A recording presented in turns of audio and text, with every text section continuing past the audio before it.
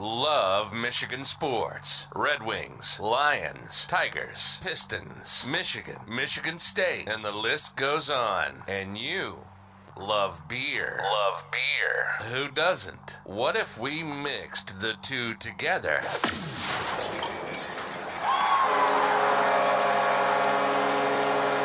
This is State of My Sports.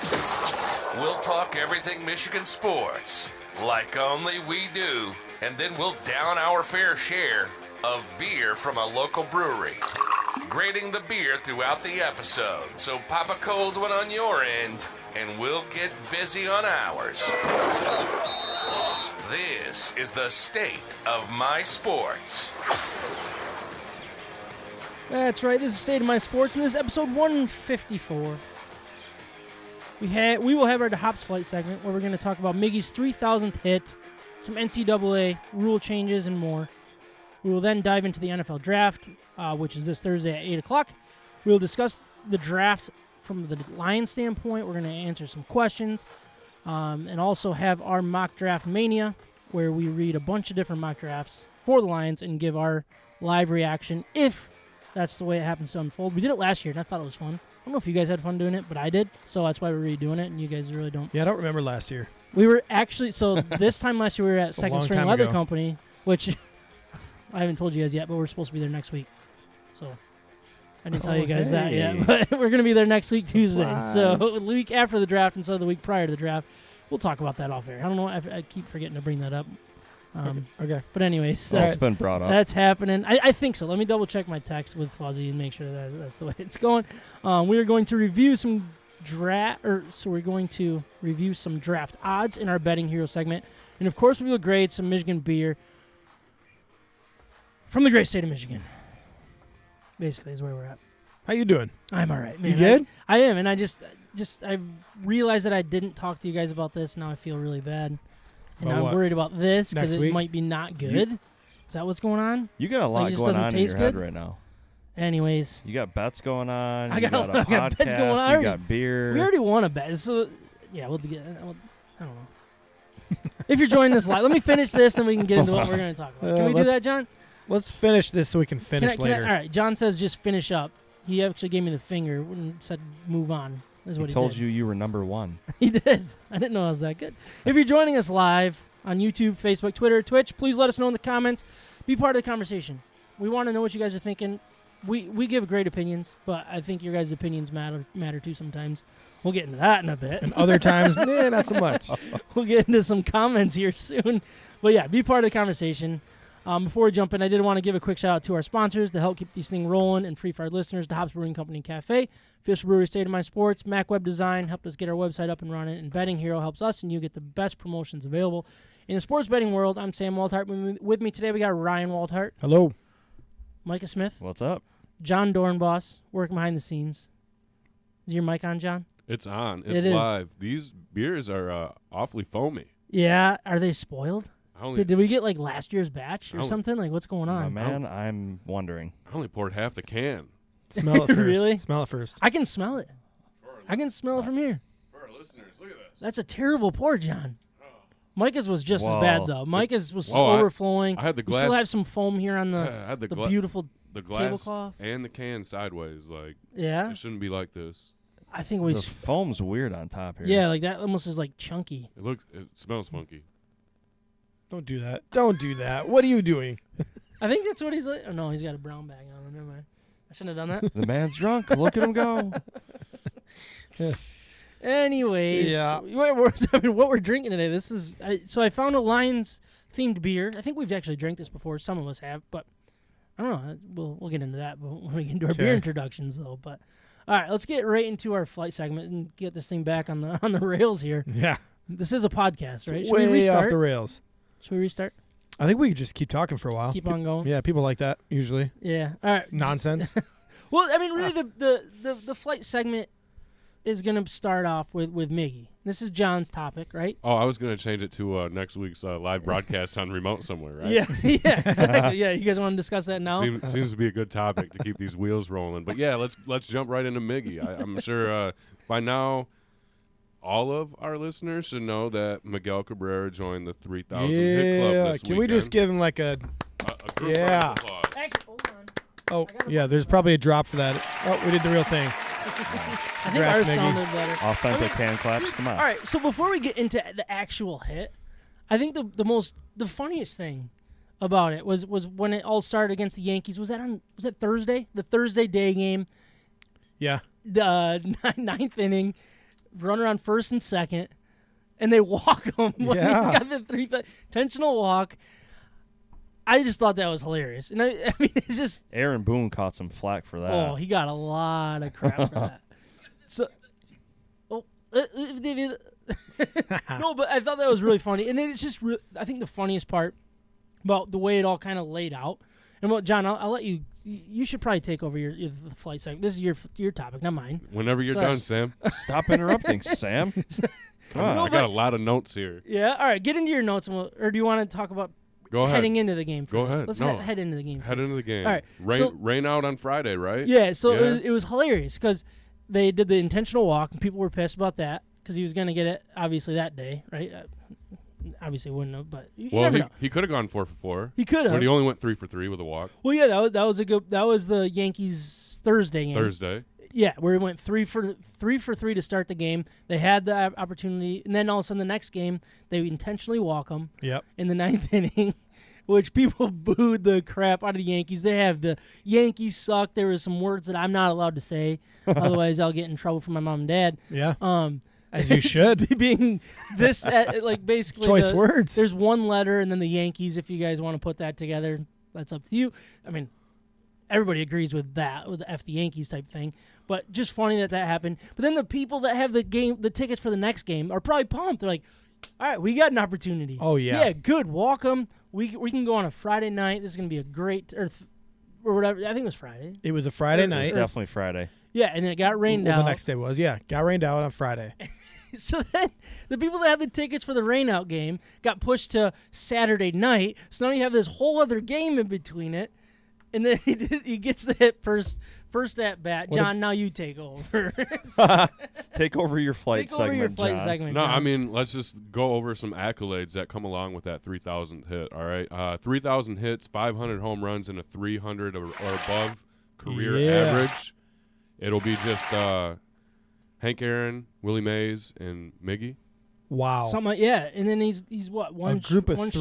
shy of doubles, 600 doubles? Yeah, so 3,000 hits, 500 home runs, and 600 doubles. Hank Aaron, Albert Pujols, and Miggy is about to join that club with the next Man. double. Wow. So 3,000 hits, 500 home runs, and 2 MVP awards. Miggy, he joins, Willie Mays, Pujols, and then whatever you want to call him, A-Rod, A-Royd, in that group. I don't think his count. But here we go. Multiple batting titles and home run titles, plus 3,000 hits and 500 home runs. Miggy joins the only Hank Aaron. wow. That's so cool. And Miggy separates himself from the entire group with 3,000 hits, 500 home runs, and a triple crown. Is the only player in MLB history to do such. I love that he's standing alone. I love that. And it's honestly, I was having a really good conversation with Kyle about this. Like, it is an absolute travesty the way that this is not being talked about. Like, Sports Center that day, they did top 10 plays. You know how they usually put in, like, all right, if Steph Curry hits his 40,000th Yeah. three-pointer, it's like, oh, that's play number 1. Miguel Cabrera just hit 3,000. He's going to be the last to do it, probably in our lifetime.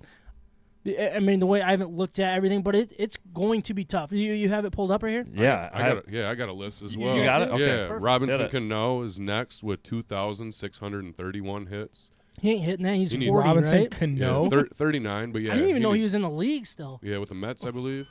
Yeah, I thought- didn't either. I thought he was a coach. Yadi Molina, 2,117 hits. He's Wow. also 39 years old. He's a long way. Joey Votto, the only other player with 2,000 hits, 35. Where's Trout at?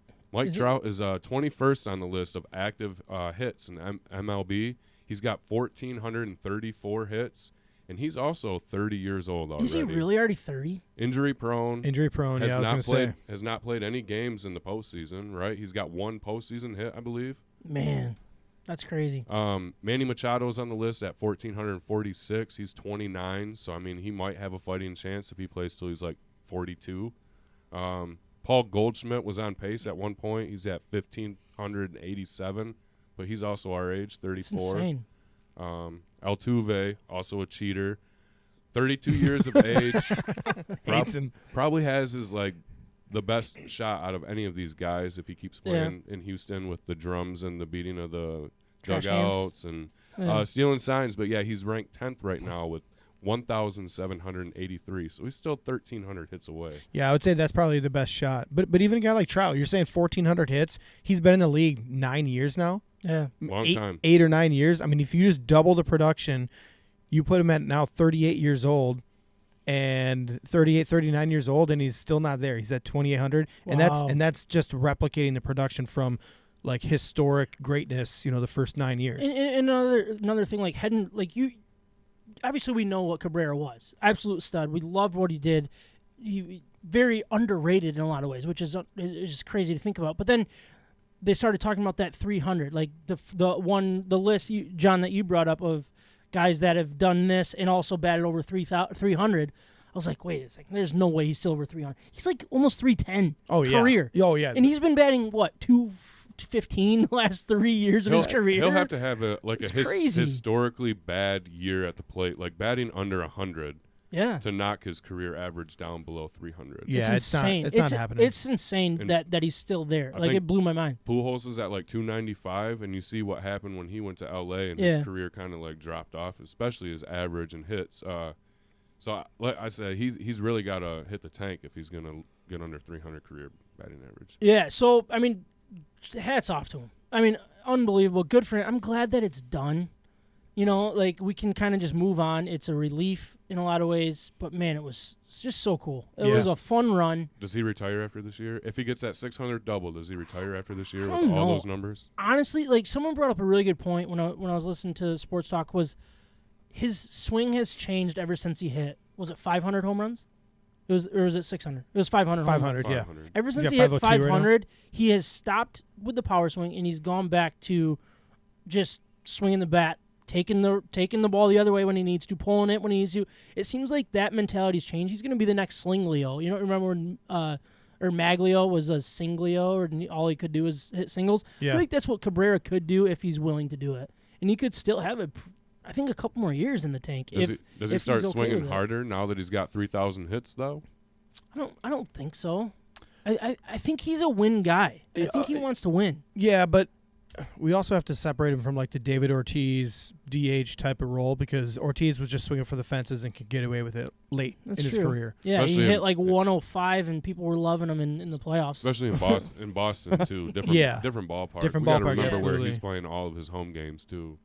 Yeah, so I think once it starts warming up, you'll see him get a little looser at the plate. But the group of people, the group of historic players that you just read off, like the Willie Mays, Hank Aaron, like if you really look at Hank Aaron's career numbers, they are absolutely insane. Like I think of him as the best hitter of all time in my own mind.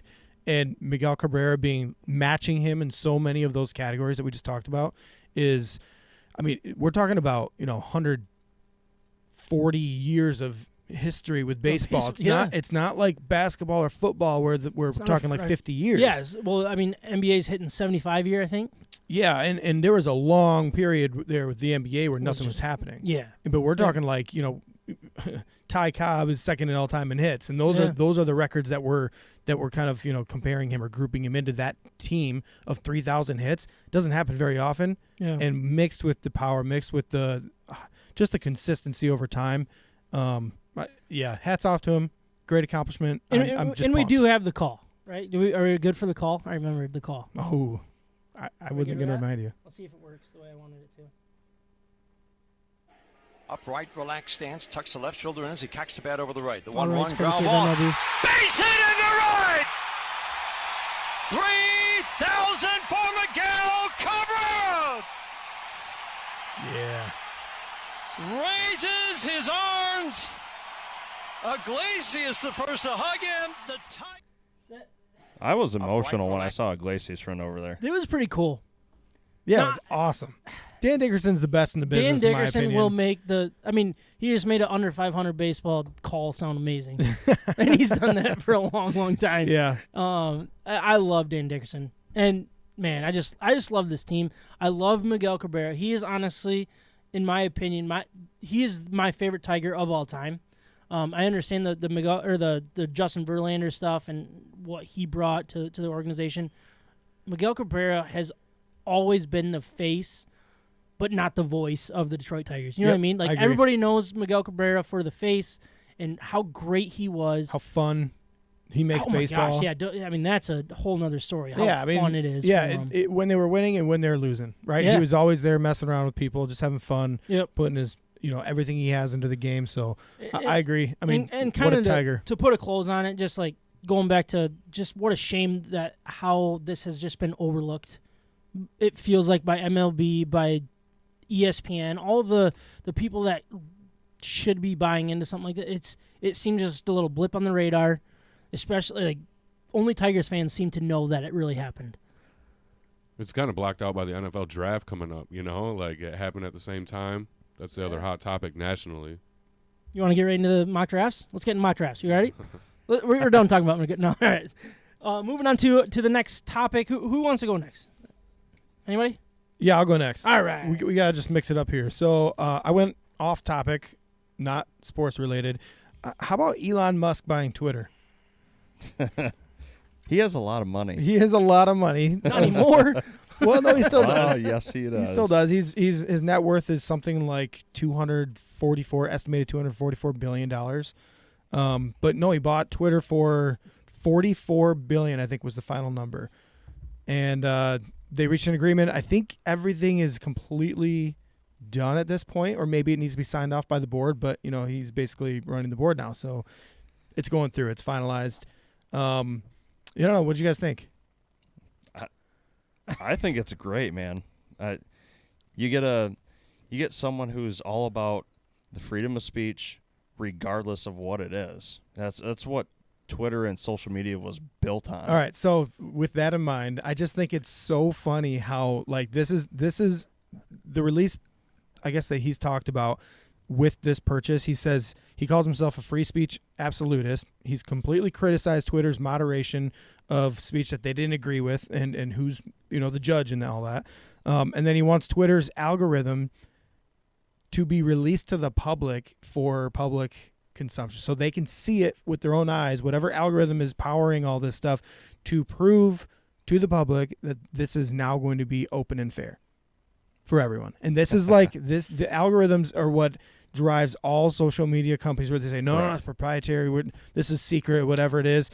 But it drives the ad revenue, it drives the traffic, where they can just pick and choose what videos, what speech they want known, and where people are looking. They can moderate or they can hold back on speech they don't agree with. So I guess the way I think about the whole thing is just you look at the people that are outraged and quote unquote fearful following the purchase of Twitter, and yet all he's running on is like, hey, we're going to release all this information to the public so we can see how fair it really truly is, and we're also going to make this back to a free speech platform where we're not deciding what you can and cannot say, and people are in fear of this for some reason. Yeah, and I don't get how people have grown so hateful over Elon over the last couple of years. The man has moved his business out of California down to Texas.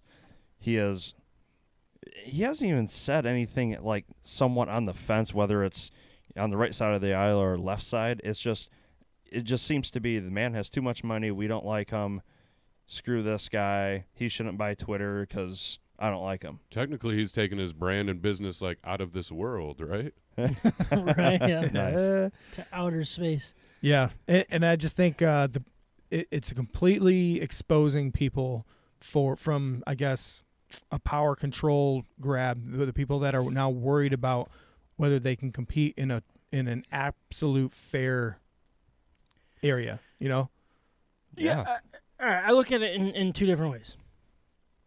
Is it better than what we've been dealing with when it comes to Twitter? 100%. I'm glad that he owns it, and I'm glad that he is going to expose Twitter for what they are and what it's been. In social media in general, I think is what it is. And not even just social media, but it's going to expose the news, it's going to expose Google, it's going to expose what all of these very powerful multimedia type, I don't even know if that's the right word, companies are. I think that's great. But I'm a little worried about what else he's getting. And I know that's a little weird, and I don't want to go too crazy on it, but I don't know if Elon Musk is a good guy. And when you have good versus evil, I wonder where he stands in that type of fight. If that's the way you're going to look at this battle in this war, that some people believe is going on. And I don't know where he's at because they're talking about microchips in brains and all of that stuff. And I don't know if that's just. Yeah, you're getting out there now. I know it's getting out, but he's talked talked about it. He's talked about it. Yeah, but I think the point of the whole thing is there. I guess you just have to take his word for it compared to what Twitter's role was beforehand, and you have to just say you don't have to feel comfortable with it on either side. Yeah. Yep. And I'm not saying this is a right versus left thing. All I'm saying is, if you are now suddenly worried about something like this going on, I think what were you not worried about before? Like, why do you feel safe with large corporations and ad revenue directing where your information is coming from? Yep. And censoring people that disagree with those people with the big hat. Like, it doesn't make sense. Anybody that wants freedom or liberalism in the past would be completely against Twitter's previous engagement. And now there's a chance, at least, that it could be free from that and back to some sort of free platform. And for that standpoint, I 100% agree. It is the right move, and I'm excited about it. But I'm also a little nervous about one guy having that much power. What else is going on? What is his end game? Because he's not telling us his end game. He's telling us the short game, and that's where I get a little nervous. I think rich people get really competitive, and so when a guy like Jeff Bezos buys Washington Post. You think that's what it was? Just a response to that? This is a response. Yeah, I think they're fighting against each other in a rich war that we don't know about. Yeah, Elon's going to win. There you he go. He kind of dwarfs Bezos right now, so. I do. And Get out. Get out. Doggone it. Well, it's one at least. one run. Was that Baez? Yeah, it's It's biased. nice to have him back. Yeah. He's an important part. He's not happy. He's not happy that it went out. Or that it didn't go Is that out. my chair squeaking? No, it's my pen. Oh, you need to stop doing that. You and my pen. You're driving me I crazy should over get there. pencil. I should get a pencil. I think we need to move on.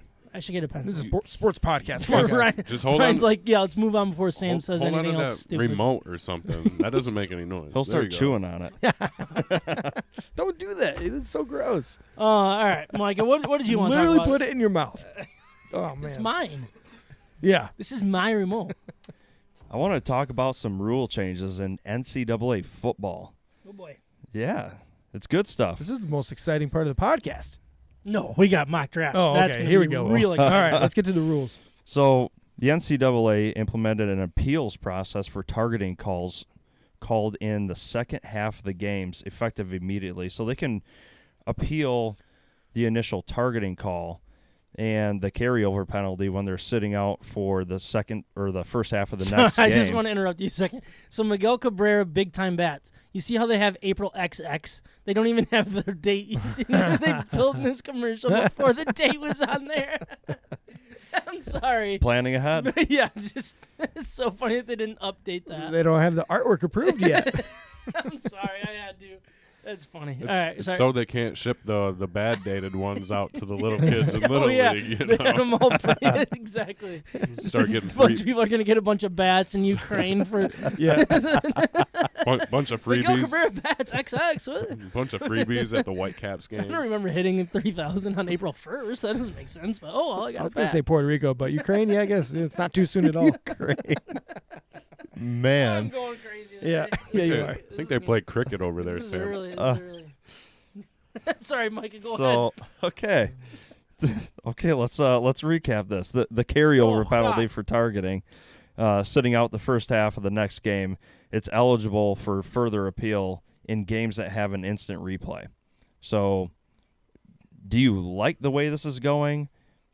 Me personally, I do, because some of these targeting calls are, I think they're completely out of line.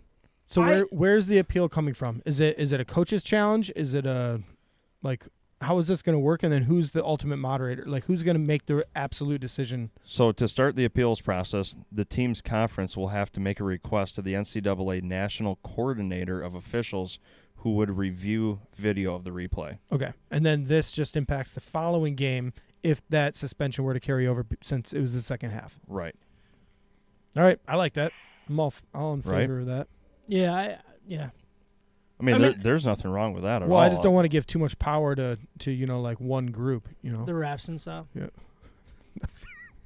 Or what? I'm sorry. I'm so checked out right now. That is a really bad beer. So, I hope that's not the way that they planned on this beer tasting.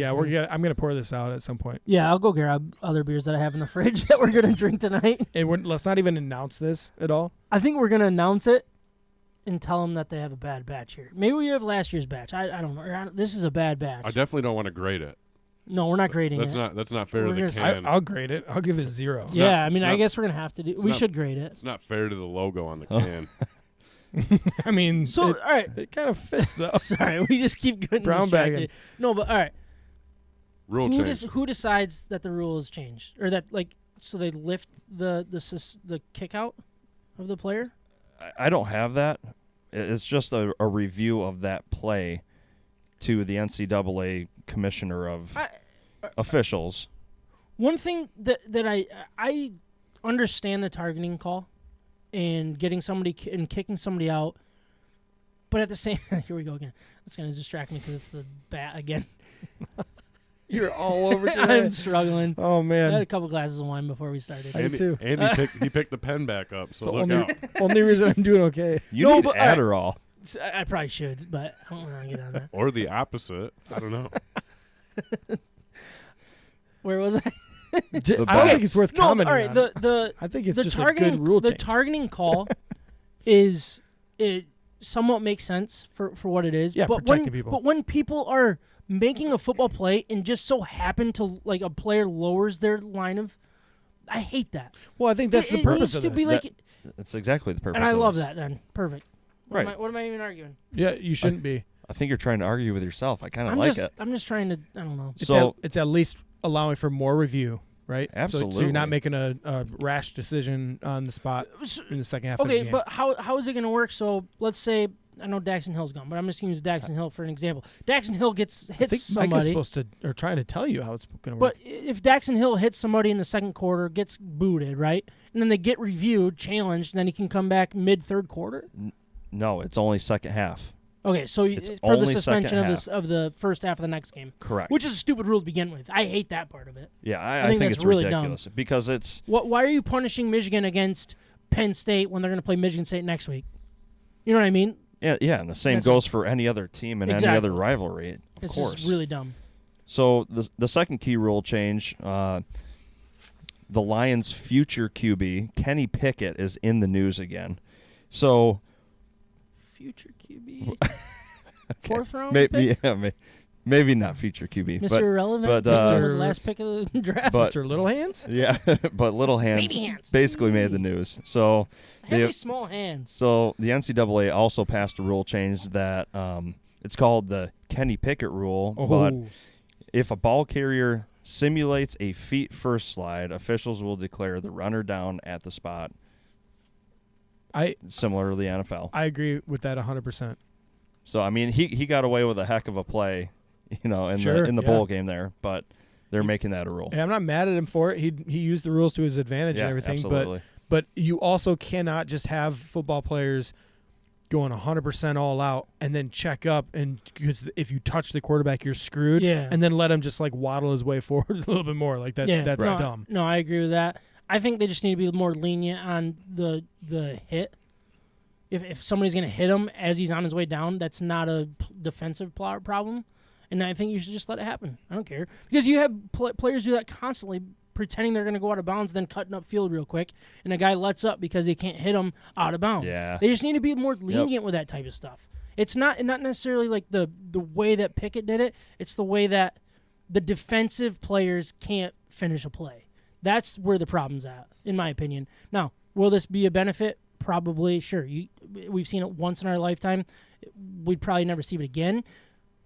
Right, they But just I nipped get it why. in the bud. I get, and that's fine. Yeah. But next thing you know, it's going to be the same thing. All right, he's showing himself to go out of bounds, and then he didn't. So, he was going to go out of bounds. So, I don't know. I feel like it's a slippery slope to kind of start choosing this, or like picking and choosing what somebody's going to do.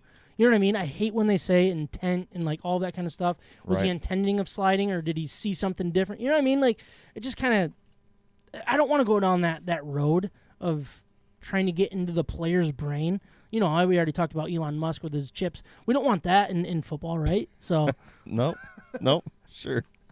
had to go back to it, right? Sam, what did you have? I'm going to go back to beer here I'm going to go grab you guys some real beer here in just a second, because these are garbage. Actually, there's two right over there if you guys want to dump it out. There's a sink in there, too. You can dump it down if you want to. Yeah. Because these are brown bag terrible. Sure. Not brown bag's fault. What are you guys going to talk about next? All right. So my flight topic. How are we doing on time, John? Should we just skip this part? Half hour in. No big deal. No. All right.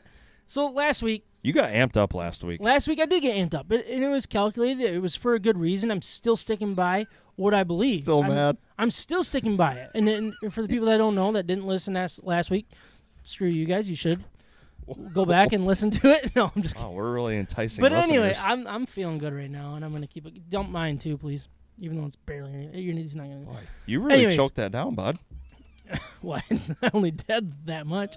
Oh, we got the background going down too. This is gonna be something. But anyways, all right. Last week I had my little rant on the Detroit Red Wings and Dylan Larkin in general, and I think I went a little overboard, but at the same time, it was the point of the story, and I don't think people really paid attention to what I was saying, so what we've been trying to do is taking up our videos and cutting them up into our topics Yep. and posting them on different outlets, so Red Wing fans get this Red Wing topic quicker, and trying to grow our brand. Yeah, blah, blah, blah, 100%. It's what we got to do. And people weren't watching the full video. There was people like commenting and hating on. They're like, "Oh, this is a terrible read." I'm like, "Yeah, oh my gosh." People are commenting this on Facebook. "Oh, this is such a waste of my time to read this article." And it was a video, so people don't really pay attention. First of all, but there was also some pretty funny comments that I got to get into here, right? What were you going to say? Yeah, well, to be fair, we did bring up a video clip of what you were getting at. There was a clip that I doubt any of these people actually took paid a look attention at. to, right? And that was the funny thing is I could tell a lot of these comments people didn't listen to the whole video, rightfully so. I mean, it's 10 minutes. It's long for a YouTube video and stuff. But I don't know.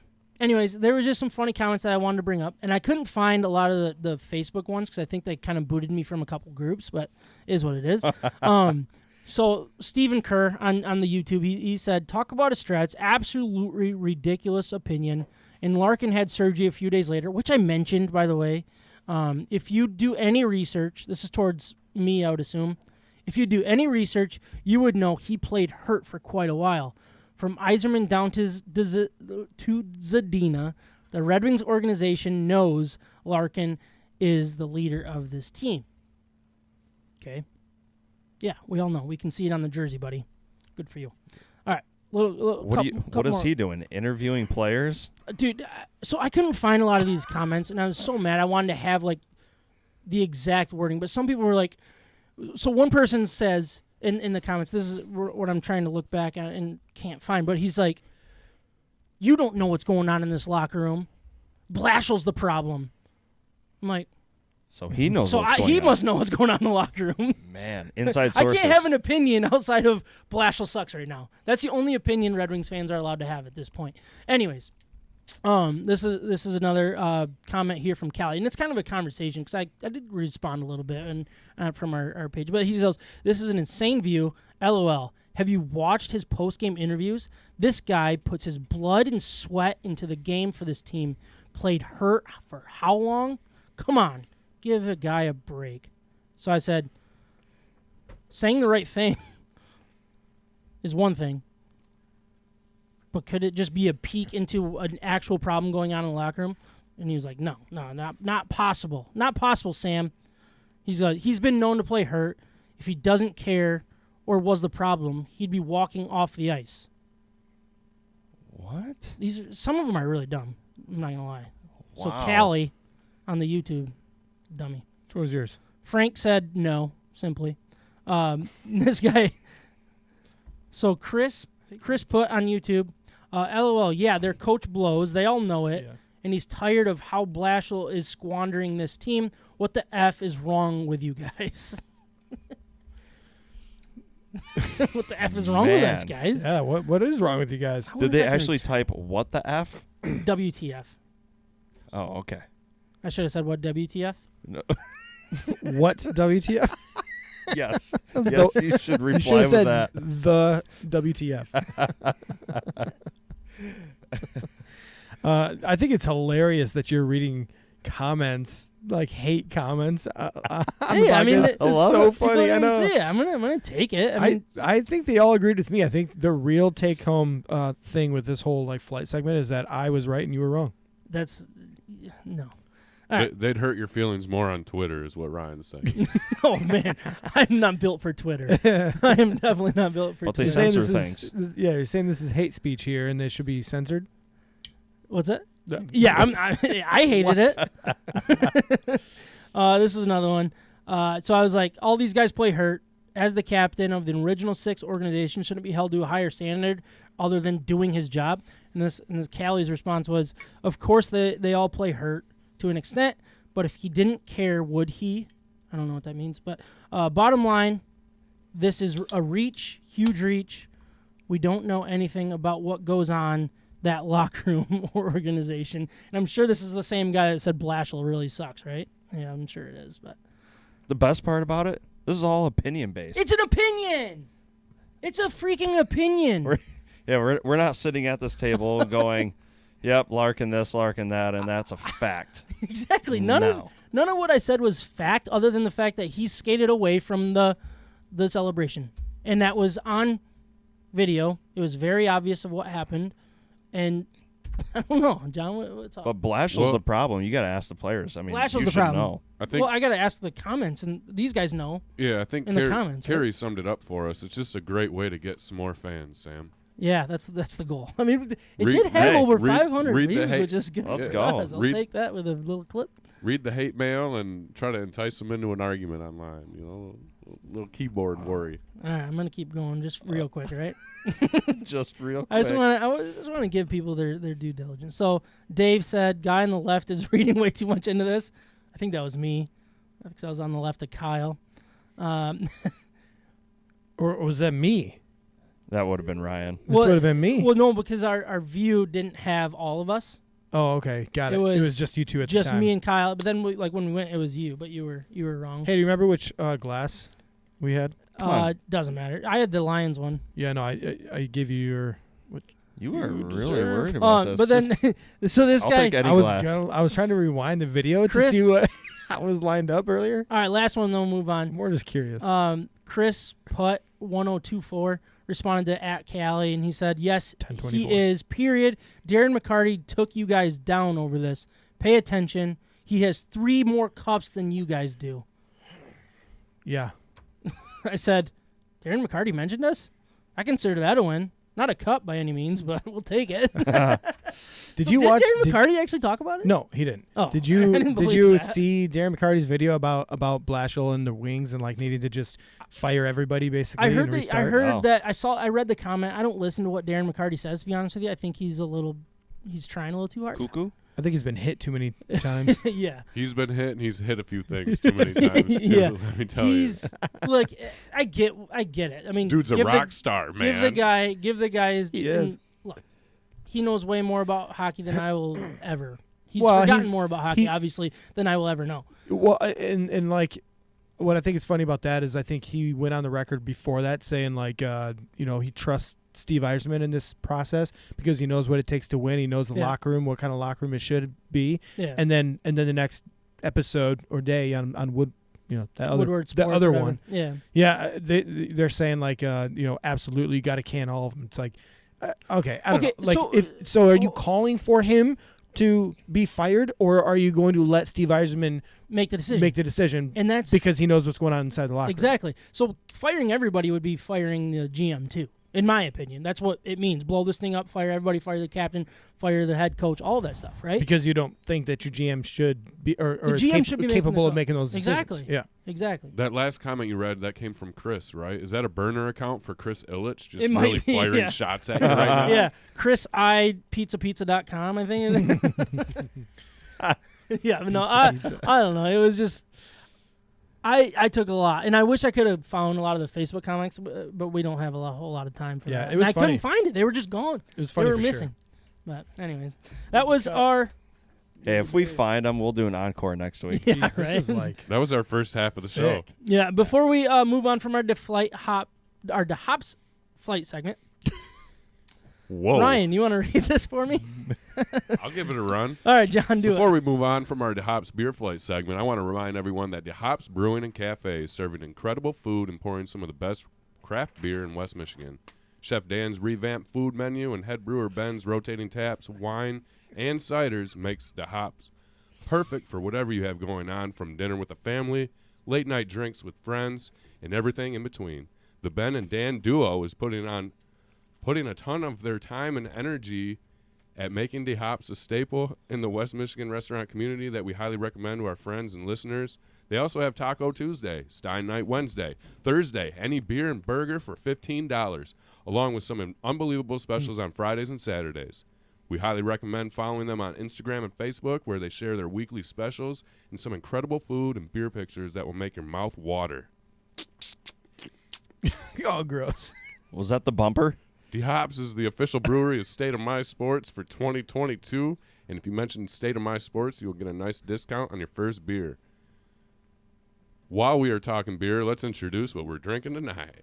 Hey, look Oh, at that. baby. Go ahead, Micah. Start us off. I don't know what we're drinking. Well, what Ryan and I are drinking, we're drinking Non-Equilibrium from Arvon Brewing Company in Grand Rapids. No, we're going to actually introduce what we were going to drink. Let's do it. Okay. Are we? We're switching it up. That's what we do. We had a little sample switching up. earlier of Watermark Brewing Company Brown Bag Special. Just a little sampler. How'd everybody think? I'm thinking more. It needs more bags with it, more brown bags over the can, so we'd never drink it. It was rough. All right. I want to say it's an old batch for sure. They're like something's not right about it. How long have you had this? You just picked it I up? bought it from Siciliano's yesterday. Yeah, that something went wrong. Yeah, for this sure. Is, It's a little rank. Yeah, that's a lot fair of rank. a fair word. It's a low rank, actually. I'll give it a 2.4. I'll go 0. I'd never want to touch Yeah, that. let's just rate it now. Right? Yeah, 0. This is absolutely disgusting. I'm assuming it's better. I think last time one of us tried it, it was a lot better. Yeah, I feel like we did grade this. It might have been actually before the draft. I might have done this. But, all right, so Watermark Brewing Company is in Stevensville, Michigan. I hope they're not paying attention to this. But I kind of hope they are, because if they're putting out bad beer, they would want to be the first to know. Yeah, they don't want And if this these- on the market. Exactly. They don't want in Siciliano's, if you're watching or listening, pull all of these. These are not good. And I'm actually going to bring this one in. and that's not a cheap beer. No. No. $5 a pop almost. Yeah, $5 a can. So, all right, I'm going to bring this one in, and I'm going to drink it with somebody at Siciliano's and be like, dude, this is not good. I would highly recommend pulling these right now. Because this is... If it's a lady, I want to suggest saying dude. Hey, I don't judge pronouns and, What is and Dweed? stuff like that. Dweed? Dudette. Dwight? Oh, Do I say dudette? Yeah. I'm just going to say, I think any of person, those things I said. whoever you are, you guys don't want to sell this beer. This one. Yeah. Go through the quality check because this is not good. It's a problem. It's already sold. It's already sold. Yeah, they're pumped. They just like, this guy just sold. Yeah. Just bought these beers. Let's go. They're all pumped. They were in the rank section. Yeah, they're like, yeah, Spoiled. do not to buy And you're like, this. how about these? They're like, do not to buy yes. this beer. Do you have money? section. I believe there's a lot number on the back of the can. We might be able to take that down. And Yeah, let that's- them know I think, which honestly, barrel it came from. This will be our first time ever, like, actually reaching out directly to the brewery. Just trying to do our part, guys. But We're I not think superheroes. I think it's important. But if you want to call us heroes, that's okay. I'll take it. You We can will put on capes if you want us to. you can make me open that for drink just about Yeah. any beer. I just don't think I could finish that one that I just. Yeah. I Yeah. couldn't. I Well, couldn't. I couldn't even smell it. We are done drinking that, so we just pulled what we have left in the fridge at this point. Little variety pack, And it'll spice be- things up. Yeah, so we gave them all zeros. We'll just call it what it is right now. No, there's a 2.4. What's in Carrie drinking tonight? Did she tell us? I'm just trying to balance out the average, Ryan. She hasn't. She probably fell asleep. Oh no! there during that flight segment. That hour-long I can flight never segment. sleep on flights. I don't know how other people do. Hey, Makes give no us a sense. bumper. Drinking craft beer, having fun, and talking sports in the state of Michigan. You're listening to State of My Sports. You know what My man, you are a specimen tonight. Yeah, you know what I think we should do? I think we should rank Sam's performance tonight at the end of this. Give it a You want to do that grade. during the beer grades? Yeah, I All right, do. let's do that. please. All right. Remember that. Write it down before I forget. And No, I want the whole package. I want to see how you got do. it. The All rest right, of I'm this. gonna get it. Do you want it to be a fun one, or do you want like I want it if to you were be actually grading a podcast? as serious as possible. What kind Serious as of possible. what kind of Business. wine were you drinking before the Uh, show? It had I think it was Abraham Lincoln on it. I think that's what our listeners It's the really whole want to bottle. know. Federalist. It was the It's whole called bottle. the Federalist. Oh, dude, you were drinking Federalist? Yeah. It was a Cabernet? Yeah. Yeah, good stuff. What It's a year? really good beer. Yeah, 2017. it's not beer. It's wine. Or, Here we go. Yep. So their 2014 14 was good? Federalist was a really good year. 15, maybe not, but 17. 17, you said? 17. Yeah. Yeah. See, It's good. Sam's score started up here, and he's dwindled down to about Well, I here. get it now. He started with gonna- the Federalist. I I'm mean, gonna get it back up. that's what some of my favorite. Oh no, she can't say that kind of stuff, Sam. I like that though for 'Cause that California doesn't wine. work. That's a good Yeah, one. it is pretty good. Very good. We're gonna get into the Lions. So we're in the midst of draft week. It runs in the family. Carrie's drinking bourbon. Bourbon. Hey. Very, very nice. John, real quick, I know we're on the Lions topic here, but scroll to the top on the left, and let's do our draft party view here. Yeah, baby. This is the draft party, guys. This is draft party week. Party. I'm so pumped. Dang, 2 days? 2 days away. Yeah, From right 2 now. days away. Dang. I'm so excited about this. So what time is it right now? It's probably like 9:30, 9:40. So we would be. Yeah, they're on pick. They're on pick 2 at least. Like 12. I think, oh yeah, maybe. yeah, maybe. All right, They draw draft it out. party will be at DeHop's Brewing Company and Cafe. We're going to be there live, and we want you guys to be there too. We want you guys buying DeHop's beer, buying DeHop's food. If you can't be there live with us, please tune in live on our live stream. And I know Jarrett was talking to us about it. He's going to be on there. He's actually talking to us right now. He's drinking ice cold Miller Lite at the Salty Shamrock, somewhere probably south of the Equator. Mason-Dixon. Equator. Do you really not know? Let's I talk really about this. don't know. Let's talk about this. I love this guy. I don't want to know. All right, right hold now. on. No. Geography. Where do you think, like within the United States, where do you think the equator falls? Like what is I it? don't think What it states falls in does the it run United through? States. Does it fall through the United States? Yeah, good job. You passed the first test. That wasn't an answer. He asked you a question. Yeah, but he knew he got it right. Let's just turn into Jeopardy real quick. I'm game. Is Let's the do it. equator Where's real? Travis when we need him? Name all 12 continents. No, no chance. I might get 2. North and South America. Africa. You got to keep going until you get all 12. No, we're done. Where's Trav in this time? Right? Remember Yeah. his history lesson? I don't know, but I can tell you what time we're sitting at real quick. Yeah, all right, we're going to be Starts moving with here a quick. 5. But anyways, Oh, man. on the draft, I mean, we would love to have you guys either on the live stream and let us know when the picks happen, what you guys are thinking. All the picks. We're going to be there. We're going to start it live, and we're just going to let it roll. We might be on screen, might be off screen. We might be eating tacos. We might be eating burgers. But we're definitely going to be drinking beer. We're definitely going to be watching the draft, and we hope you guys tune in with us. But starting out, I want to talk about the Lions side of the draft. Biggest needs heading into the draft. And I know it's probably an unfair question because the Lions sit back and you look, it's like you can upgrade here, you can upgrade there, you can upgrade there. They're at a point that you can upgrade every single position. But I want to break it down a little bit more so we can figure out what those first 3 picks are going to look at. I think that's the key to a draft is the first round and second round picks. That's where you can get true starters. Luckily, Lions have 2 first-round picks. So I look at the safety position, and I want to start there. Tracy Walker, obviously re-signing him is a big deal. A big deal. Yeah. It's a good signing. He's a true NFL safety. That's the point. Can Will Harris be the guy next to him, or is that where you upgrade? Is somebody getting somebody better than better than Tracy Walker, and making Will Harris be that second guy and being the complimentary guy? Where do you lean with the safety position? I don't think you don't take it at 2, but is it a 32-34 address in this type of scenario?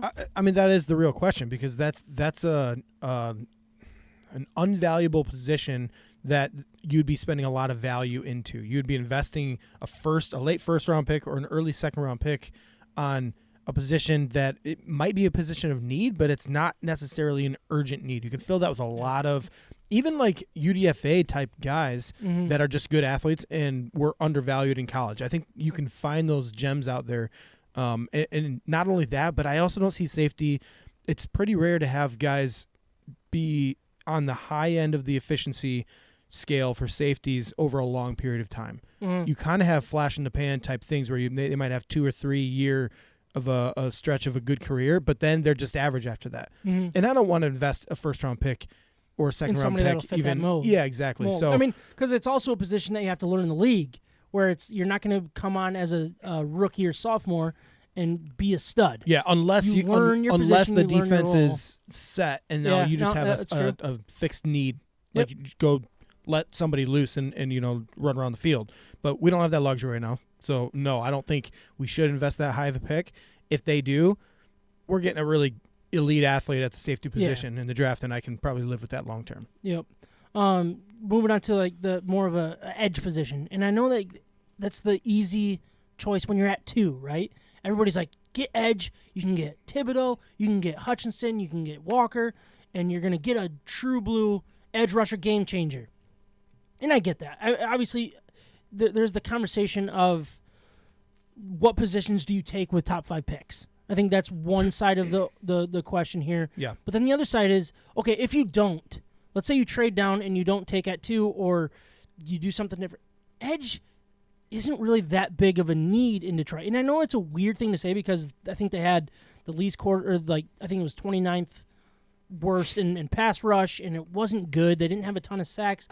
But you have the names. You have the Ncaa brothers. You have Charles Harris. Do we really need an edge, or do we just need an elite edge? So, basically my question is, outside of the second pick, do you address edge just because you have to address edge throughout this draft? Outside of, I'm confused by the collective of questions, I guess. Is it a huge need? Edge? Yeah, 100%. You just said the Ncaa brothers and Charles Harris. That's 3. You only have 2 edges. They are not elite pass rushers.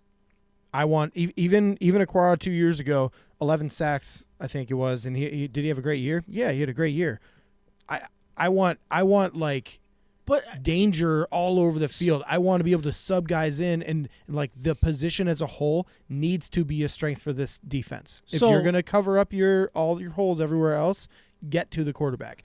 So yes, I think we do need an elite passer. I would love for the Ncaa brothers and Harris to be secondary options to getting to the quarterback. So kind of to go back to what we talked about with Larkin last week and a little bit this week is, did he have a great year? Yeah, for him, he had a great year. Did he have an NFL great year? No. We need to upgrade massively at that position. The guys in this core that you mentioned should be part of the core, but they not the answer. Yeah, 49ers had no problem rushing the quarterback before Bosa got there. Okay. Nick Bosa. But they added Nick Bosa, and it turned them into a real threat. Now they have a team identity. So my other question that was kind of part of it was, if it's not in the top 2, getting the first or second best edge guy, do you take one at 32 because you have to? Now that you're 6 edge guys deep, you're just adding another Charles Harris, you're adding another Ncaa. Do you take is it edge that big of a need, or is it just that big of a we need an upside need? Well, I think you can't break it down as simply, I guess, as you asked the question, because it's a position of depth of this draft. There's plenty of good talent out there. There's Arnold Ebiketie out of Penn State. Yep. Could be a really good option as a pass rusher. He's not like a 3-down guy on the edge, but he could help you in his niche, and he could be really, really good at it. But he might be 2nd or 3rd round talent, and so if you're going to get him in the 3rd round, I'd be pumped with that. Yes, we need to invest high in draft picks, like 3rd round and less, on an edge player. That will make an impact. All right, moving on to the linebacker position. I look at this as more of a needing of an upgrade personally, because I like what Derek Barnes did, but he, in my opinion, is probably lower than what Ncaa and Charles Harris bring to his personal position. You know what I mean? Like, I don't think he's ever going to be a game breaker. And I think linebacker is a very important position. And I think the Lions have the way that they're structured. I know it's not like as important with a linebacker, but you have to have that game-breaking linebacker to be successful, to have a defense that's a threat, in my opinion. I think it's kind of changing to that. A linebacker that not only can cover, but a linebacker that will get the quarterback and is all over and making the plays left and right. You know what I mean? And yeah, Derek Barnes is a solid pick for where he was picked, or a solid player for where he was picked at. I think that's fair. But is he ever going to be a stud in the NFL? Probably not. Anzalone, a good guy for now. That is such a big need position, in my opinion. Now, I don't know where it falls in line, but where is linebacker position in where you would rank like needs for the Lions? I think, again, there are a lot of good linebackers in this draft. I think you could find another really good couple of linebackers in the 3rd and 4th round that can make a difference on the team, that have athletic ability, have good speed or size. Maybe you don't get the combination of the two of them, but it fits whatever scheme or hole that they feel is missing in their defense. And I think the point that of all the 1-year contracts that we've seen is to fill all these, so none of the positions are an absolute need. We have guys like Anzalone, who's an NFL linebacker. Is he a starting linebacker on an NFL winning team? Or on a Super Bowl winning team? I don't know about that. Maybe not. Maybe he doesn't have enough in the tool bag, but he's capable of he was our best linebacker when healthy last year. And so bringing him back at least makes it so that position group, even if we do bring a young guy in, now he's being coached by people that have been in the league, know the scheme, know the system, can be in their ear and maybe, help their progression, kind of like what we saw out of Derek Barnes last year and some of the, I don't know, the ups and downs throughout the year. But I think safety, linebacker, you're talking about edge. Edge, absolutely you need. Safety and linebacker, I think, are really similar situations right now. I mean, is that just the nature of the Lions? I just think you got to start up front. If you got guys that are putting pressure on the quarterback, then other teams become one-dimensional running the ball. It's a little easier to stop. We've seen Detroit's defense just give up dumb, bonehead plays over the top and down deep. I think edge rusher is the number one position on the defensive side of the ball that you got to go after. Definitely at the second overall pick. I agree with either of those guys, Walker or Hutchinson. Yeah, man. But at 32 and 34, that's where you're starting to look at a wide array of positions that you can get a steal at, and you got a young guy that could come in and still be a starter.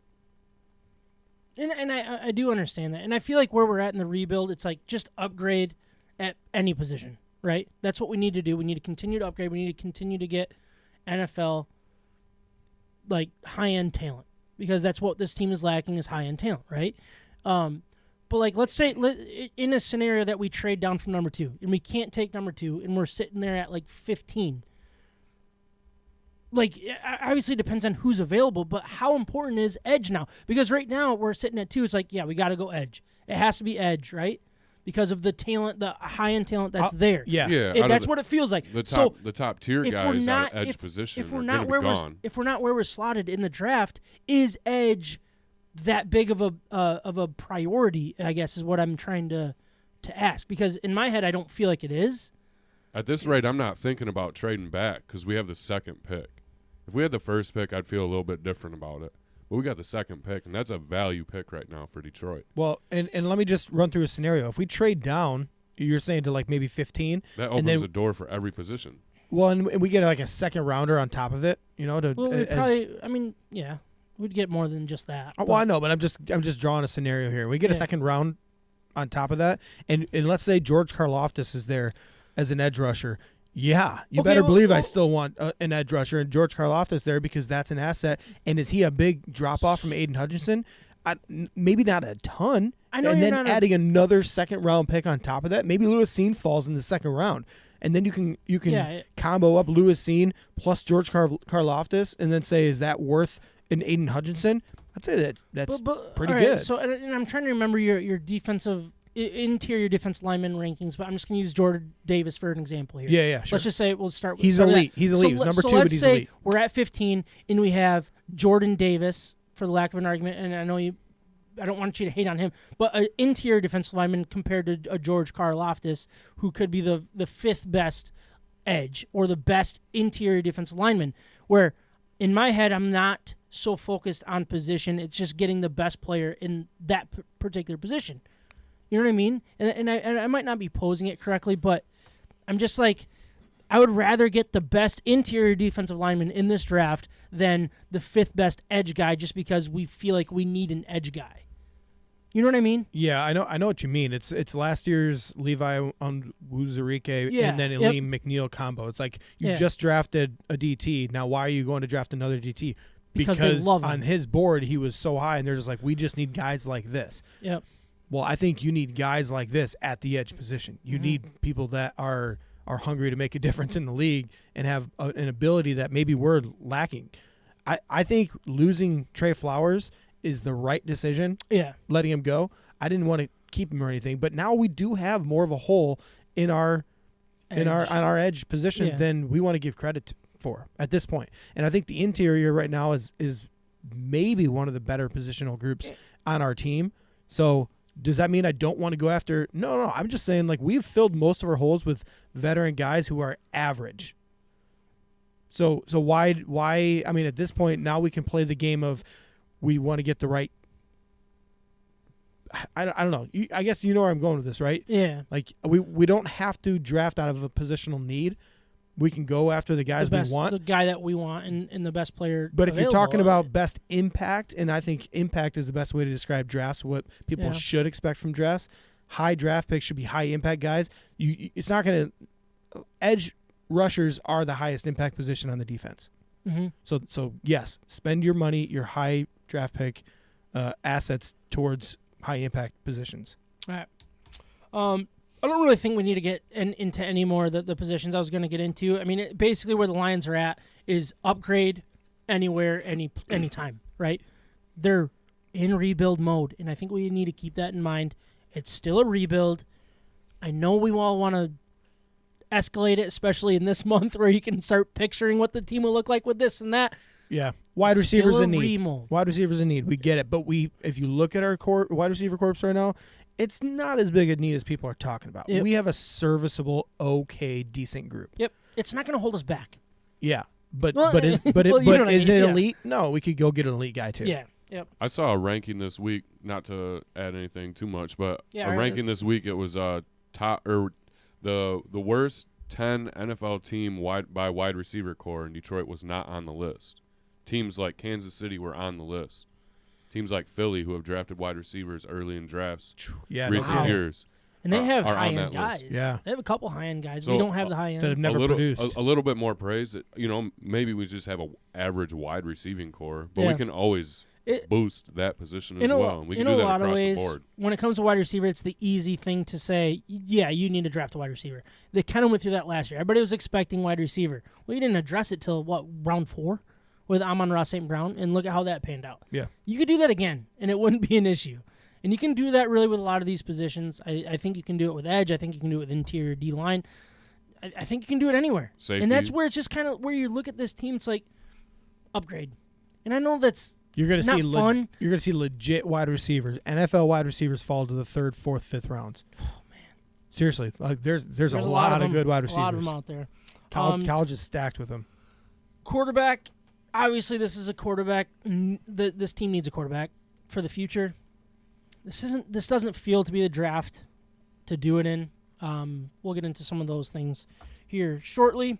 Before we zip up the Lions conversation, I want to know who your guys' number 1 and number 2 picks are for this draft. So, is it Aiden Hutchinson at 1? If he's gone, who's your other pick? Basically, is what I want to know from you guys. John, do you have that, or like who's 1 and who's 2? So, draft night, we know who you want. So number 1 and 2 overall, or our first round pick, and then our second first round Your pick? first, your 2 wants for the Lions at number 2, basically. Top 2 options. Yeah. So Aiden With Hutchinson. the first Lions pick. I'm gonna start. Yes, that's a clear-cut favorite. I think we've already kind of Easily. decided that as a group, right? Is that where you guys? Hutchinson. Is that where you guys stand? Yeah, he's no on there. doubt. Yep. Aiden Hutchinson's your number 1. Yeah. Well, Who's your number 2? If Aiden Hutchinson's gone, Jags pick him. Who do you want? Who do you want at number 2 for the Detroit Lions? You got to pick Thibodeau up. Ryan? no, I don't want Thibodeau. I want either. I'm gonna give you 2 options. That's not fair. No, you can't do that. Who is your guy? The hype around Trayvon Walker has I don't like it. flipped me. No, Really? It's Yeah. ridiculous. So they're starting to manipulate your brain and what your eyes told you. I'm hearing too many people that I respect just praise this guy out of the world, like just saying him and Hutch are 1A and 1B, and it's not even close.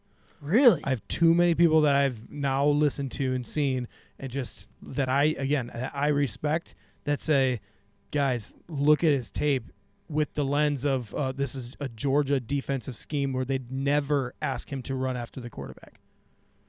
I mean, that's kind of the biggest argument is he put up Rashawn Gary numbers, right? Not only in college football, but also at the combine. Now, you weren't very high on Rashawn Gary, so why are you high on Trayvon Walker? Trayvon Walker has the quickness traits that Rashawn Gary did not have. Okay. And I think that's the difference. And you see the same thing with Aiden Hutchinson. That's why I'm so high on him. His 3-cone was like 6.75 or something that elite wide receivers don't even run. So Trayvon Walker was right behind him at 6.83 or something.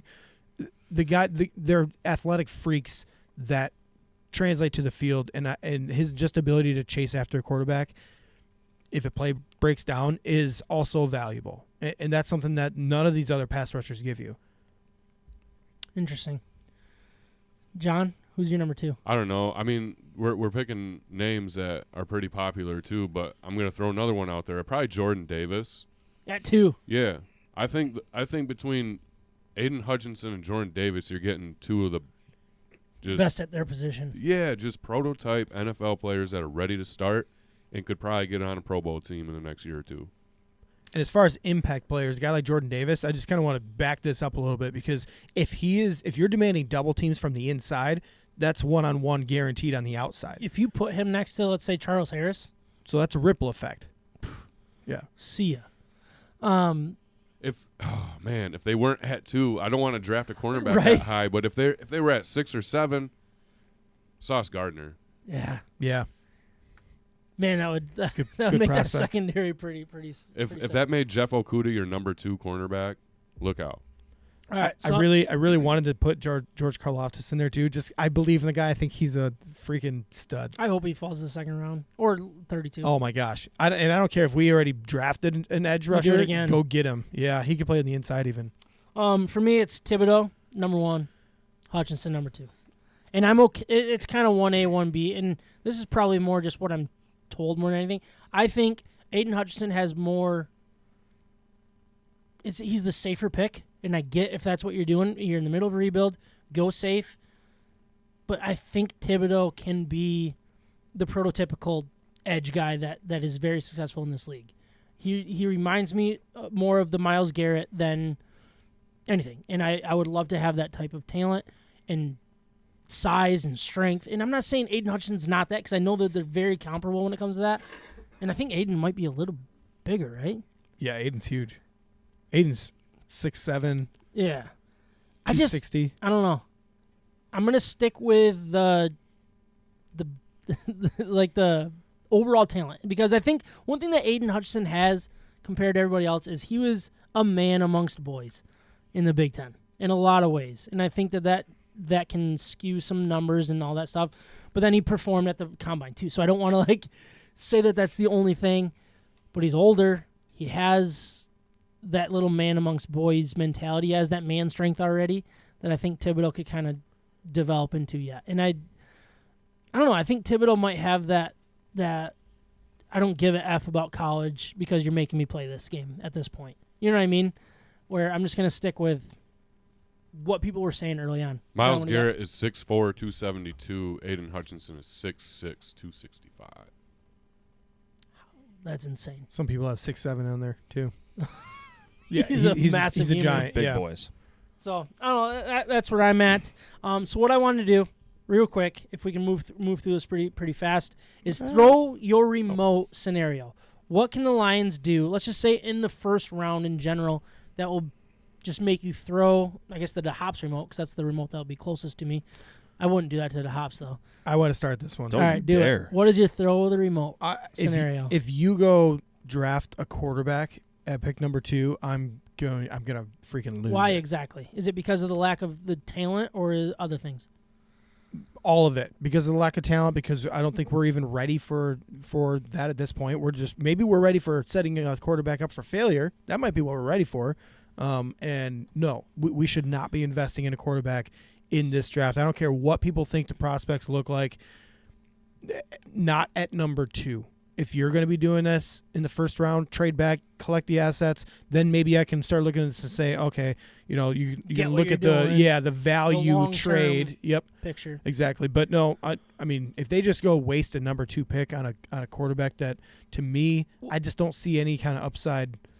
What do you think about the people that argue this offensive line is going to be so good that you can put anybody back there and just put some talent back there? So let's say Malik Willis at 2, and we have this great offensive line. We're a run threat. We have a run threat quarterback, a guy that can throw the ball downfield. We have a running game that's going to be successful. We have an offensive line that's going to protect him, do everything right. Why do you not like that? Well, if you look at Malik Willis, he's not the athlete everybody thinks he is. Sorry, get rid of the Malik Willis tag. No, let's because just that's say- the only let's just guy say- that let's just anybody say would draft putting a it to. quarterback behind a really good elite offensive line, probably top 10. I think it's safe to say the Lions have a top 10 offensive line when healthy, right? Yeah, they You're should. putting a rookie quarterback behind a top 10 offensive line. That's very rare. What do you say to the people that argue that that's a massive benefit and that's why you do it now? Because our team isn't set up to win games yet. We don't even know how to win games. So now we're going to also bring a quarterback into an atmosphere, into a locker room that doesn't know how to win yet. Okay. If you remember with Russell Wilson was the last piece of the team when the Seahawks got really good. They had a group of solid performers all around the defense and offense, and then they brought a quarterback in. And I think that Tom Brady, same thing. Some people even argued that Tom Brady wasn't even good for his first 2 years. I was one of those. I was just like, well, his team is carrying him. The defense is carrying him. And then suddenly the offense was good. But you bring quarterbacks in an environment that's ready to win, and I think good things happen. That builds confidence in somebody's head that like translates throughout the entire team. And I don't think that Lions are in any kind of scenario to bring a young guy in that would also be way too high of a draft pick based on skill level to this locker room. I agree. Not right now. And I was asking, trying to be devil's advocate. I completely agree with you. I would be furious if you waste either one of our first round picks on a quarterback. I don't see it. I don't believe in it. And I agree with you that it's not necessarily about just the quarterbacks that you're taking, the names and what we've seen of them. It is what this team is becoming, and it sets a rebuild back. And if I was a GM, last thing I would do is take a quarterback and start my GM clock. Lions have it made right now. Brad Holmes and Dan Campbell have it made. They have long-term contracts. Why are they starting that clock to say, fire me early? You know what I mean? Like, no. Yeah. Wait another year, get your guy in that scenario. But, John, is that kind of yours too, or is there something else that would make you throw the DeHop's remote through the TV? In no particular order, if they draft a safety at number 2, if they draft an offensive lineman at number 2, or if they trade the number 2 pick, I will throw them a remote. Even the trade. You would be mad about a trade? Yes. Why? You got 3 names right there that are solidified starters in the NFL. You just grab Trayvon, light, got them. You got Hutchinson, a free pick. Thibodeau. Sauce. Yeah, what if they trade down to 7 and get Sauce? Would you throw the remote still? We just talked you out of it still. Talked him out of it. He's like, not bad. No, I agree with the safety too, though. I agree with the safety. Offensive line, I don't really agree with. I'm okay with going offensive line. You want to grab somebody at 2? I wouldn't hate it. Now. You want to throw a remote? Oh, Only because there might be value in trading our current left tackle. Not only that, it's just continue to upgrade. Like, I think you have a top 10 offensive lineman healthy, add another piece, add another person. I wouldn't hate it. I really wouldn't. If it was Evan Neal, that dude's a beast. That dude might be better than Penei Sewell. And Iquan, how do you say Iquan? Ikem Iquanwu or whatever. Yep, you got it. I mean, he's versatile. Icky. He could be our guard. He could be our right guard and be an absolute stud for this team. I love the versatility in that. Now, would I rather go edge, Thibodeau or Hutchinson? Yes, but I wouldn't throw the remote because I'd smile a little bit because I think we would just go from a top 10 to an easily top 5 when healthy. And what can DeAndre Swift do? What else are you going to do in the draft? Let's go! 3-run shot from Baez. Woohoo! 4-3. He finally got it. Well done. Hit the top of the Against wall Correa, earlier. too. Not that that matters. They don't care about that. Yeah, they don't care. We do, but not really we, but But you do. people. I don't. Let's go. Anyways, All right. where are we at? I don't know. All right. Celebratory chug your beer moment. If this happens in the first round for the Lions, what is it? Lay it out. How about And I'm going to hold you accountable. If this happens, you're going to down your beer during the live stream. Maybe through a boot. I don't know. We'll see. if a guy like Jordan Davis falls all the way to the end of the first round? 32? To 32. I like that. I don't think it's possible. I don't think it's possible, but it's possible. Stranger things have happened. Yeah. Yeah. What if that happened? That would be amazing. Honestly, from a Lions perspective, I think in their draft room, him falling was like who was the first one that we took in the second round? The first interior defensive lineman. Was it Enrique or Yeah, Levi. Yeah. Onwuzurike. That's probably the way that they kind of envision it, right? When they saw him there, they were like, He fell? Yeah. We're taking him. That's probably that outside of the national perspective of what we know, you know what I mean, of what people think of Jordan Davis. I think that's a good one.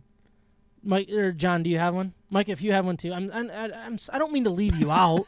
This is Lions and kind of digging in. You guys do your thing. I'm just listening. Do you have a chug your beer moment that you're just pumped? If they get Hutchinson at 2,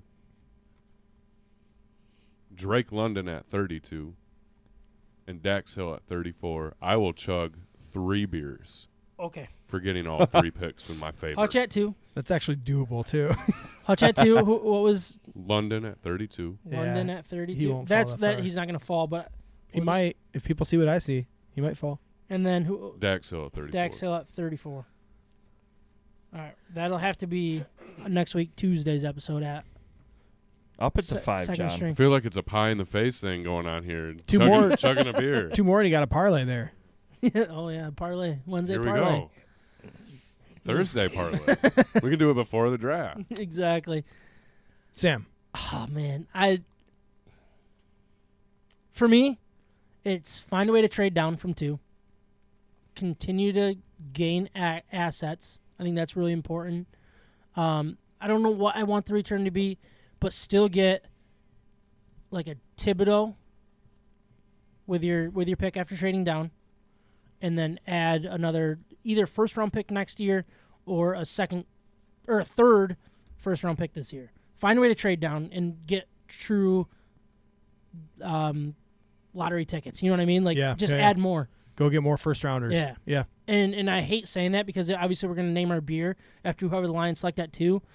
But I would love to not have to pick at 2. I almost said trading either up or trading down from 32. What do you think about trading up from 32? It means to like me that they're using getting 32 their guy. and 34 at Okay, yeah. Trade up, get Drake London. Drake and London. then Dax So Hill with at 34. 32, well, we'd have to give up 34 to get. With 32? Doubt it. You could do it with third rounder probably. You think so? Yeah, probably. Anyway, return. Somehow get. Micah, from the outside perspective, what do you think? Like what? Other than the fact that we're nuts is- thinking the Lions can find a way to build an organization. No, but what Hutchinson. do you think they see out of this pool of players? Like, what is the best case scenario? Hutchinson, Ojabo, Dax Hill. From an outsider's perspective, I'm sorry. We got to get our Michigan shots in.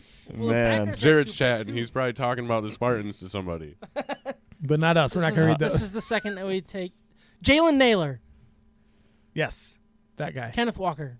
Although I think it would never happen, it would be wild if the Lions picked up Hutchinson and Ojabo. To just see that tandem go 45 minutes down the road to Ford Field would be wild. Really would be. Best case scenario, obviously, trade down. I mean, that's just I think that's obvious. best case. I really think so too. From pretty much any of the draft slots, because Well, it means your collection. Yeah, from 2. I mean, if you can trade down and still get another top 10 pick and get your guy or your guy, then great.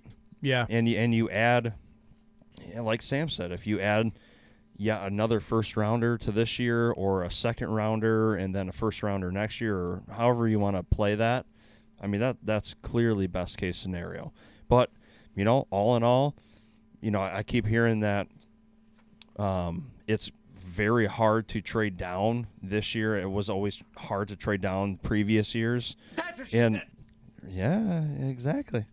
But honestly, I wouldn't even be upset if I were a Lions fan if you used your draft stock and you picked your guys that you need right now.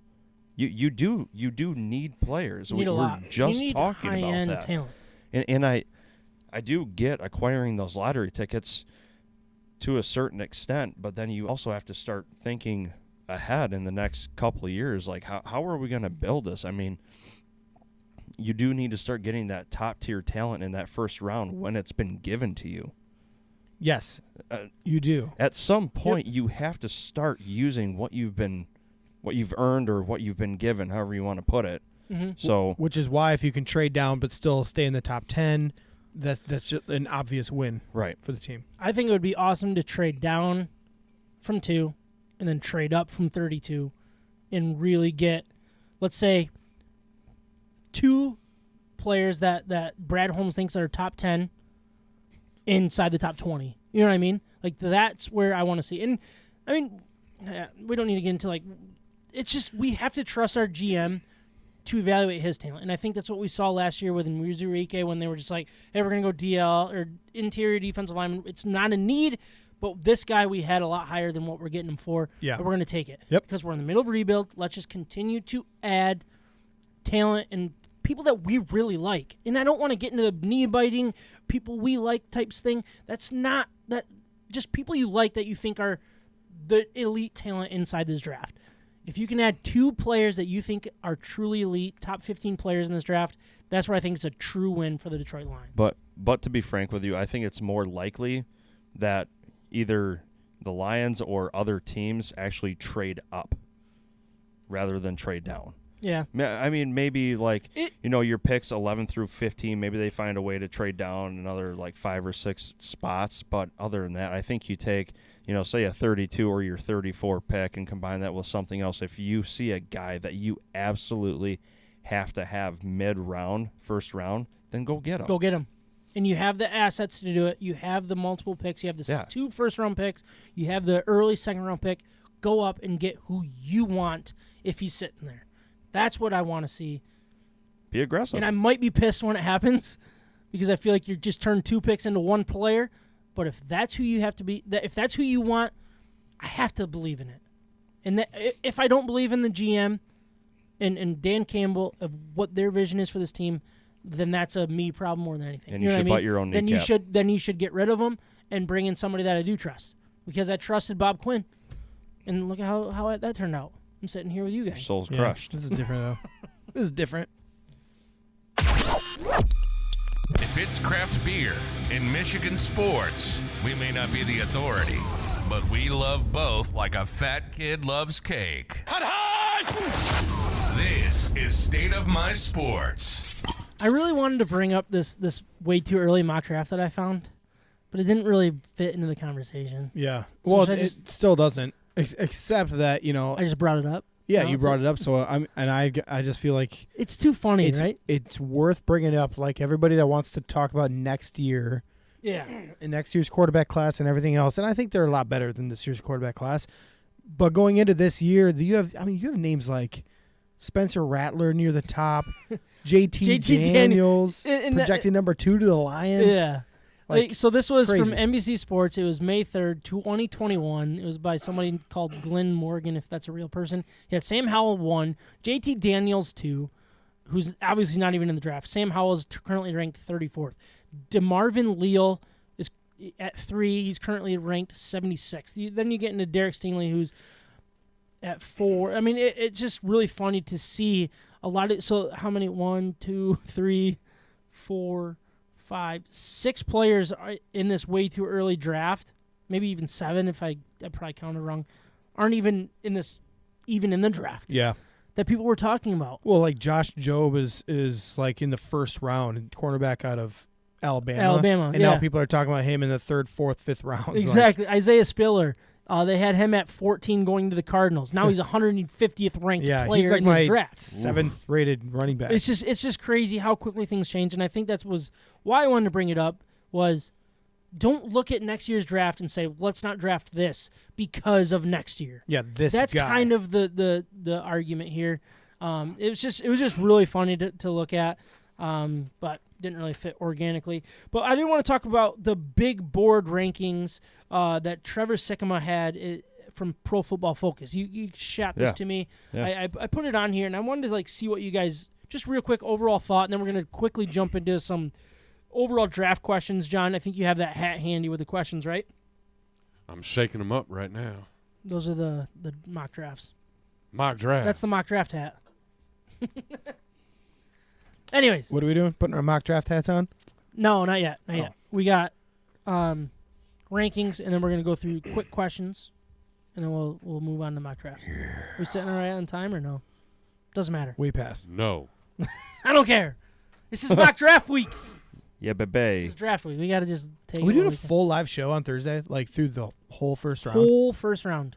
I can't like just get up and hang out with people. Yes, if you I'm can. If I'm inviting people, I can't hang out with them. Yes, you can. We're going to have it going, and someone will be there at all times, kind of just talking. Okay. Maybe a couple people. Yeah. And then we'll talk about this all. All right. Yeah. Let's do that. We got to discuss the format of what this is going to be. You should ask him if he invited people Did you invite people? to hang out with. Well, I'm deciding if Who- I'm going if to he invite wants to people invite based people. on your answer later. So I mean, as a Yeah, CEO, so I figured you to all relay right, this we'll information. talk about that after the podcast because John's really pissed about Let's do it. the time that we're on right now.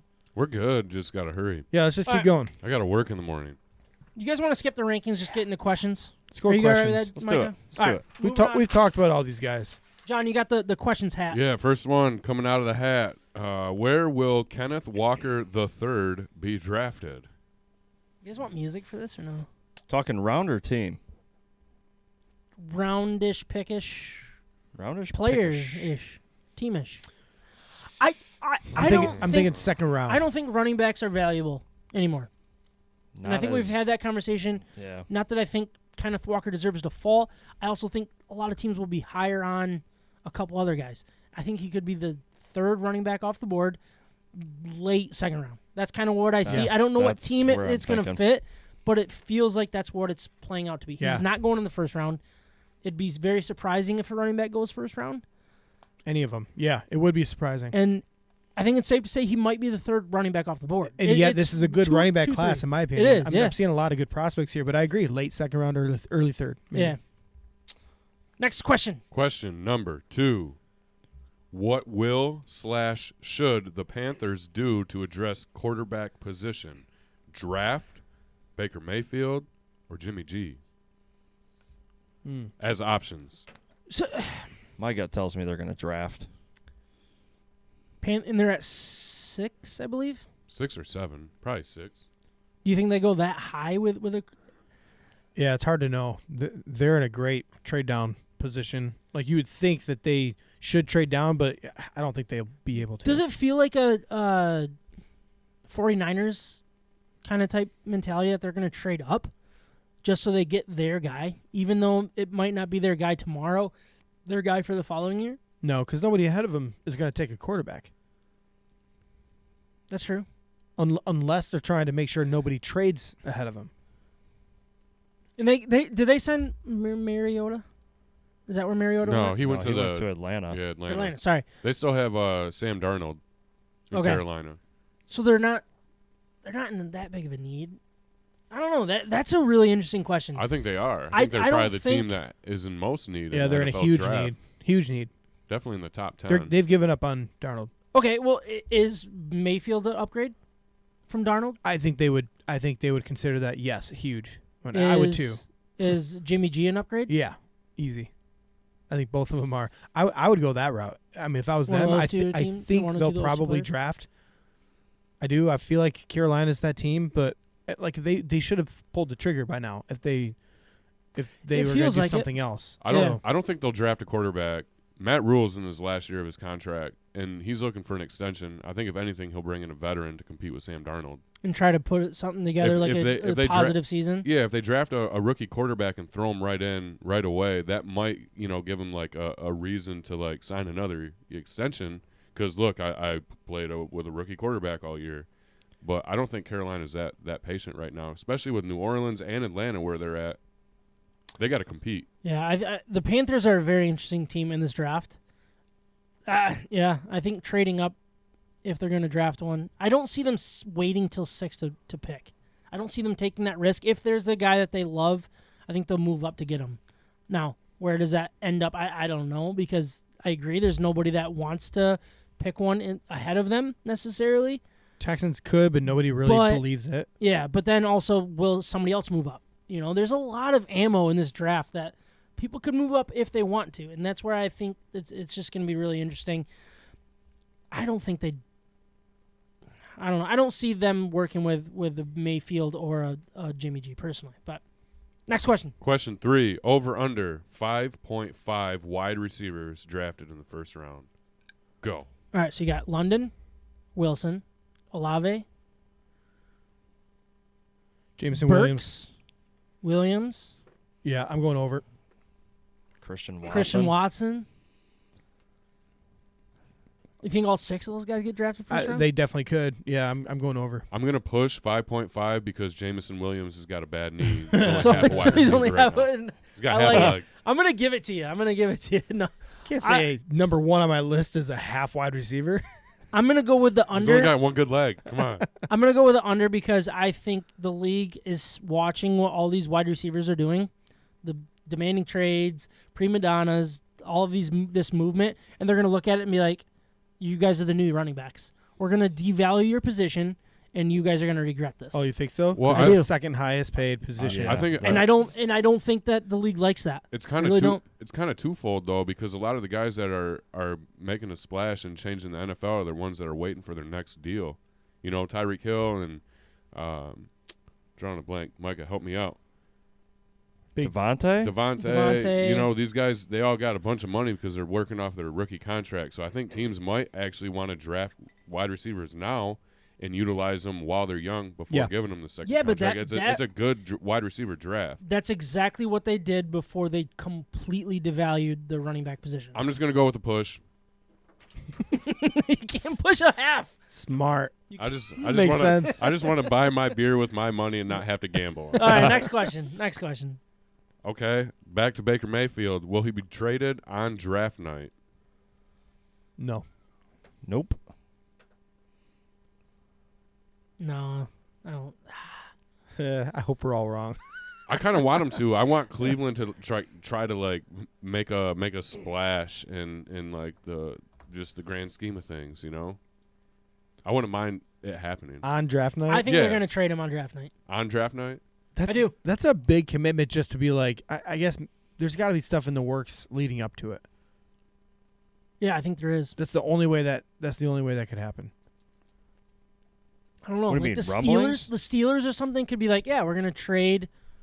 Well, I just for- think it's such a big package that would end up being included in something like that because he can't be the only asset involved. They have to have some other like package of players or picks or It's got to be something picks. else. So yeah, I don't know.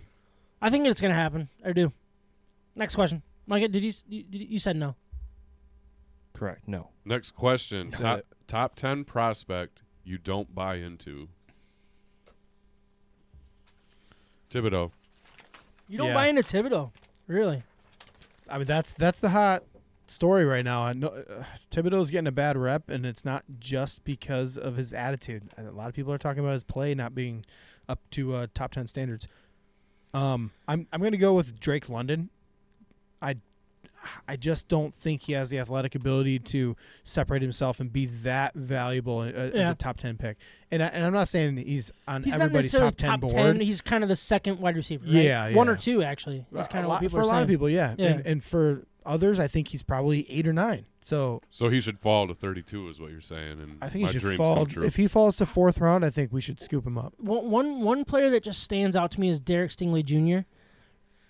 Very, very good 1 year, and just kind of fell off last year. And I don't know if I don't know if that was just the product. And I kind of brought that up last week when we were talking about LSU players. Like, they're the most interesting players to me because very high-end talent coming out of high school and, like, very highly rated.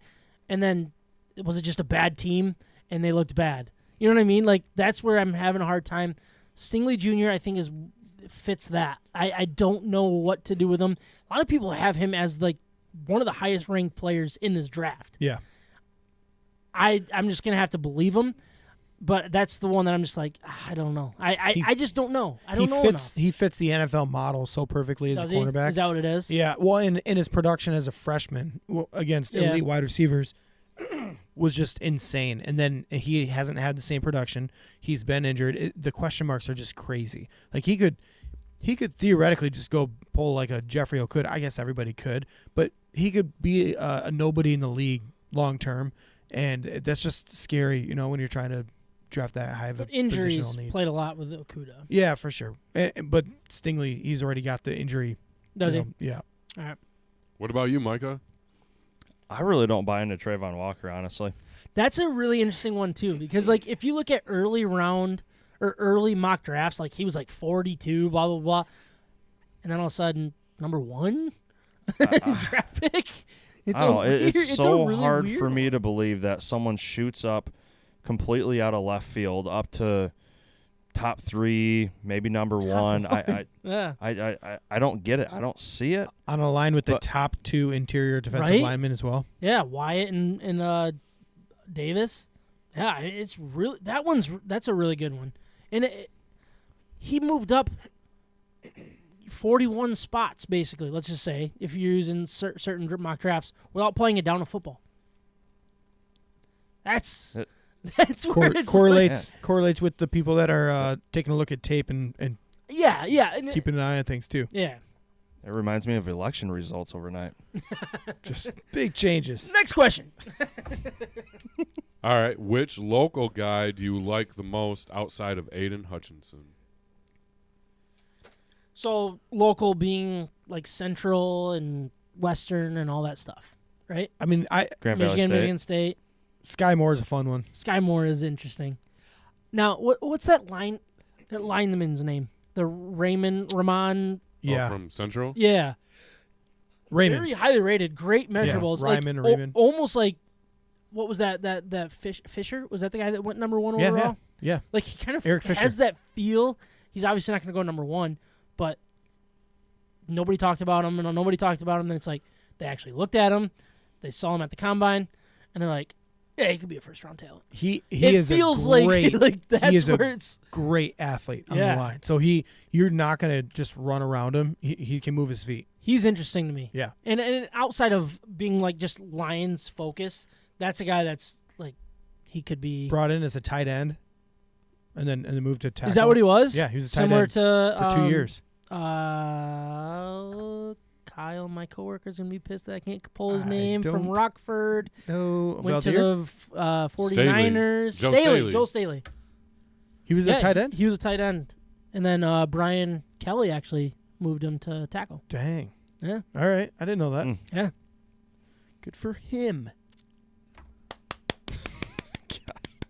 Oh, All right, I'll pick. You guys have one, or Yeah, I we mean, want to keep going? yeah, I'm gonna go with Kenneth Walker III. I think he's gonna be a legitimate NFL running back, and I guess you can call him local, even though he came here on the transfer portal, so he wasn't really here that much. He's an interesting one. I feel like with running backs, Made a it's all splash. about who takes you and how it fits. Because he could go to, let's say this, and this is probably a bad example. Let's say the Ravens, and have an absolutely great season, right? Or he could go to the Giants behind Saquon Barkley and be like, all right, yeah, he's not going to get a whole lot of touches. You know what I mean? And it's just like very small production. Or a lot. You know what I mean, though. Like I'm just trying to use an example, but I was gonna mention Dallas behind Zeke, and well, they already And- have and- their number 2. end That's- of Zeke's contract. Bye bye. Yeah. He makes the most out of anybody in this draft. Kenneth Walker makes the most out of nothing with his runs. Yeah. So there is a huge upside there, and there's value when people don't do their jobs and yet you still break one. Mhm. He did that over and over and over at State. He's legit. He's gonna go to Buffalo. I was thinking the He's same gonna go to thing. Buffalo. Buffalo In the could, second round? man, that would be such a luxury pick second for round? them. Yeah, or trade up even for him. I have a bet that he's going to fall past mid second round. Just a lunch bet. Nothing big. Nice. Roost Chris. No, I'm just kidding. I swear I was gonna All right. ask you. How many more? bones. How many more you want me to pull out of this hat? Let's just do one more, or maybe 2. You tell me. I One don't more. care. Will the Packers 2 more. trade up for their favorite wide receiver with pick 22 and 28? No. Are you nuts? That's Absolutely not what they do. not. No. Yeah. That'll never happen. They just trade up for quarterbacks. Yes. Yes. I love when they do. No, they won't. They won't I do that. don't know, man. They I think they might. They could take 2 legit wide receivers at those draft slots. I Yeah. hope they take Jahan Dotson. I will laugh so hard. Man, people are talking about that, aren't Every they? time it's like Jahan Everybody's- Dotson. yeah. It seems like, but And I'm like, why? I mean, I like John Dodson, but I at like him in the 22, third what- round. yeah, what are we doing? Even second round, but not the first. yeah. I hope they trade up. Dude's 5'8". I hope they trade up for their wide receiver, and I hope they give up the asset that they gained for Devontae Adams. You know what I mean? Like, Yeah. I hope they do it, and I'm going to say that they're going Be a to fun do draft. It is going to be fun. Or it could be really boring.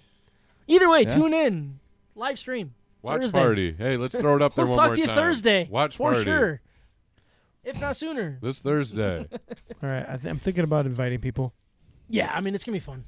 We're going to have a really, really good time. So was that the last of the questions? Do you have any more on that hat that you wanted to I do? already put my hat back on. Sorry, Sam. Hat is on. All right, where are we at now? What's that? I'm going to hit a bumper. Follow us on Instagram, Facebook, Twitter, YouTube, and Twitch. State of My Sports.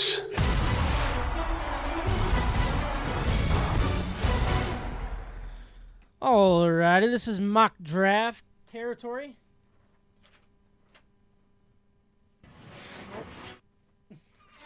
What do we do? Are we really doing a mock draft? Mock draft mania. Holy cow! I thought we were ending this thing. How are we sitting on time, John? Look, the bats. 3 We're under hours. 2 hours. We're at 140, maybe. We are still under 2 hours. Let's go. 158. Let's go. 27. XX. April XX 2022. Miguel Cabrera, 7th all-time member of the XX. All right, let's do Does this. that mean the 20th? Was it the 20th? Right. I don't know. I don't know. Time to be done. I don't know. All right. So this is when John pulls out mock drafts, goes through them real quick, and we tell you guys our opinion of that specific mock draft. Okay. I am not going to read all 34 picks, Thank God. but I'm going to highlight a few. So this mock draft, I'm going to give his name because, we don't care about that anymore. Matt Johnson from Sports Not. So it's not. Not. Not. Is it like Not. KN? Lloyd Norton. Not. Oh. This is my mock draft. Not. With the first overall pick, the Jags take Trayvon Walker. With the second overall pick, the Lions take Aiden Hutchinson. Hey. Bingo. All right. A couple other names that come off the board. Kyle Hamilton at 6 to the Eagles. Evan Neal, 5 to the Giants. Let's see. Drake London, 11 to the Washington Commanders. Team. Warriors. Foot Commanders. What are they? Foot Commanders. George Karlaftis goes to the Ravens at 14. It's a good pick for them. One that really caught my eye, the Steelers take Desmond Ridder at 20. I believe that's the second quarterback off of the board. Okay, bye. Malik Yeah, Willis do went to the that. Saints at 10. Anyway, we'll drop down to the Lions picks. That's all that really matters. They take Quay Walker at 32 and Jalen Petrie at 34. Who? One word, disappointing. So Petrie's the linebacker out of, or sorry, the safety out of Baylor, I believe, right? Okay, Does that sound right? I'll take Yeah. your word for it. And then they, Quay Walker at I would linebacker. give that a 4 out of 10. And it honestly depends on who's available, and then we obviously don't have all of that information, but I don't like the 32, 34. Yeah, I'll go 6.5.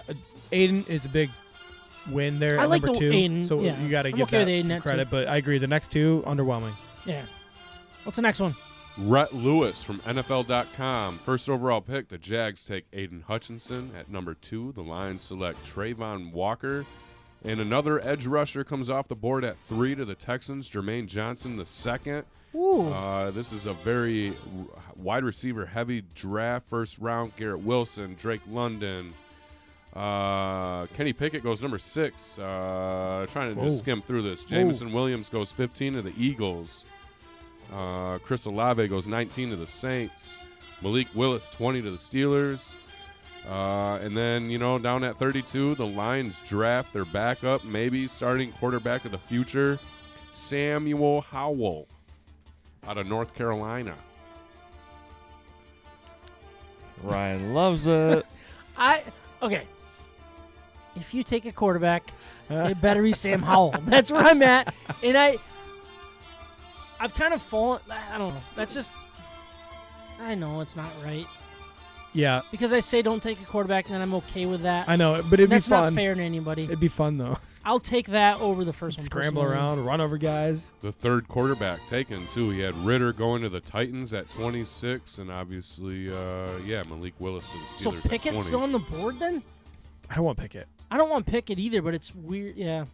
Just I'm the- okay with Sam Howell. I really. Just if you're going to take a quarterback, take Sam Howell. Hopefully it's not. Or the dude out of Ole Miss. Matt Corral. Yeah, Matt Corral. Imagine being a blind Lions fan and all you hear is Pickett with a pick. You know, I can't get on that board. Pickett's pick 6. Pickett picks. Or I guess at that point just you could Hope Pickett. he's number 6. You could be a blind any Yeah, team I hate fan. it. I hate it so much. I hate the thought of taking a quarterback. Oh, It drives me nuts. well, you guys will love this one. Oh, boy. From Walter Football. Number Oh, 1, good the old- Jags take Aiden Hutchinson. Number 2, the Lions take Trayvon Walker. Kayvon Thibodeau at 3 to the Texans. Sauce Gardner, number 4. Malik Willis to the Panthers at 6. And again, All right. a lot of wide receivers working our way down to the Lions at 32. Kenny Pickett at 34. N'Kobe Dean. Oh, you just saved Sam's emotions. I like N'Kobe Dean at 34. I don't like Kenny Pickett. No, Pickett. No, that's disappointing. That is a poor man's Jared Goff. Very poor man's Jared Goff. It's not an upgrade from Jared Goff. I don't even know Jared Goff. Groff. Yeah. You ever heard of Jared Goff? I can't. You're on fire today. I'm not sure. Wasn't there a Steffi Groff, like a female Graf. tennis Oh, player? no, Steffi that Graf. I know. I'm sorry. Steffi Steffi Graf Graf. was legit. All right, let's Legend. move on. Nobody likes a Chad, but Chad Reuter. Reuter. Was that a rotor? Reuter alert. NFL.com. Reuter Here we go, alert. guys. This one's going to get the blood boiling. Number 1, the Jags take Aiden Hutchinson. Guess what the Lions do at number 2? Malik Willis. QB. If you say quarterback, I'm going to throw this. They did Pen pick at a Micah. quarterback at number 2. I'm not going to do that. Happens to be our boy, Kenny the Pickett. At number 2. At This number 2. This is the worst mock draft of all time. Chad must be an NBA guy, like knows the basketball. If they don't get thing. Wayne Gretzky at 32, I'm done. Sauce Gardner at 3, Trayvon at 4, and we work our way down. This guy's an idiot. Yeah, I don't know. I'm seeing a lot of names on here that I haven't I feel seen. like on Reuter's others. rooting against the Lions. He's gonna pull it together at the end, though. I can feel it. Hey. Jordan Davis, It's maybe. going to be decent at 30. The Packers at 28 taking Abram Lucas. Never heard of that guy. Right. And then we got the Seahawks at 32 taking Sam Howell. So the Lions must have traded for pick 40 and 109. So at pick 34, the Lions select George Karlaftis. Okay, I get on board Oh, with that. I like that. And then, Huge. and then at 40, N'Kobe Dean. So you want to get Kenny I Pickett? like that. Kenny Pickett at 2 with that? Who is taking number 1? Aiden Hutchinson. Can I change that to Thibodeau and just call that my best draft of all time? Like I would love that draft. I'm okay with that one. 2 edge guys. Packers did get Chris Olave at And 22, so N'Kobe they Dean? didn't have to trade Nice. up for their guy. Dang. 2 stud edges and N'Kobe I'm Dean. just not. I'm not up for Pickett. Anything with No, Pickett yeah, in there, yeah, it's I just guess I like, can't what are we change the doing? Just Can't Pickett. change the mock draft. Just, All right, what's just next? Send it James back. Fragoza from Pro NFL Network. Number 1, the You're Jags good with take names. Trayvon Walker. At number 2, the Lions select Aiden Hutchinson. All right. Evan Neal, that's real. Sauce Gardner are 3 and 4. Kenny Pickett going 6 to the Panthers. Malik Willis 9 to the Seahawks. Yep, take all the quarterbacks. Steelers, Desmond Ritter at 20. Ooh. Packers, going. George Pickens. Packers, Devin Wait, the- Lloyd. Green Bay I didn't like take that. another That's quarterback. Nice. Lions Pickens at is good. 32 select Sam Howell, and at 34, Chris Olave. I don't hate that. I don't hate that at all. I don't hate that collection. Sam Howell's fun to me. He's the one that I'd be okay with. He's fun. Is it because his How name mu- is Sam? That has a lot to do with it. You're His gonna get name's his. not stayed in my sports. You're gonna get his jersey and not get his last name, just his first just name. Sam. All right, Peter King, NBC Sports. He's a good guy. He knows his thing about Peter football. King's I yeah. like Peter. He's yeah. legit. I like Peter King. He's in with Dan Patrick all the time. Knows his stuff. Number 1, Jags take Trayvon Walker. Number 2, the Yep. Lions select Aiden Hutchinson. Like Yep. it. And then we work our way down, and it looks like the Lions traded their 32nd overall pick to the Atlanta Falcons. The Lions. Who did the Falcons take? The Falcons take Matt Corral at 32. The Lions get draft pick 43 and a 2023 second-round pick. And 2 second rounders. I don't hate that. 2 second rounders. So they have 2 first rounders, 2 second rounders. Who'd we take and at 43? Or he didn't go that far. Doesn't go that far. All right. So Okay. really, we just get Hutchinson at 2, add pick 43 this year's draft, and a second-round pick in 2023. 2 second rounders. I don't hate it. I don't hate that at all. Yeah, I don't hate that either. I think it's a safe So now you have first round. 34 and 40. Definitely safe first round. Yeah. We turned our 1 second-round pick that we got into 2 seconds. Now you have 2 first rounds, 2 second rounds next year. Yeah. I'm okay with that. Yep, I'm good with that. Peter King for the win. I like you, Peter. We got. I hope Go this, get Jahan Dotson with that. I hope this is an I and not a L, but Vinny Iyer, Iyer. Vinny Iyer, Sporting News. Number 1, the Jags take Aiden Hutchinson. Number 2, bum bum bum, ba-da-dum bum bum. The Jets trade up Whoa. for the Lions' 2nd overall pick and select Evan Neal. The Lions move back to number 5 and get pick 36. So at 5. This is confusing. I should have saved this one for last. At 5, bum bum bum, ba-da-dum bum bum. The Saints move up and, Double trade back? and draft Malik Willis. Now the Lions get draft picks 16 and 49. And 30 something else. 32. 34. 36. Yeah. 36. So they traded 2 for 5 and 5 for 16. So what do the Lions have right now? So they have 16. 16, 36, 36, 32, 49, 32, and 32. and 34, Correct. and 49. Correct. Don't botch it. Yeah, not I don't bad. know. This is a lot. This is a lot going on here. Whoa! All right, so the Lions I'm pumped. move down from 2 to 5 to 16. They select Jermaine Johnson the second out of Florida Ow. State. They settle. Hey, Third, still elite, though. third Still. or fourth ranked, Yep. right? Yep. Edge rusher. All right. Real quick, who were picked like a couple after that, so we know who was still on the board that I would rather take.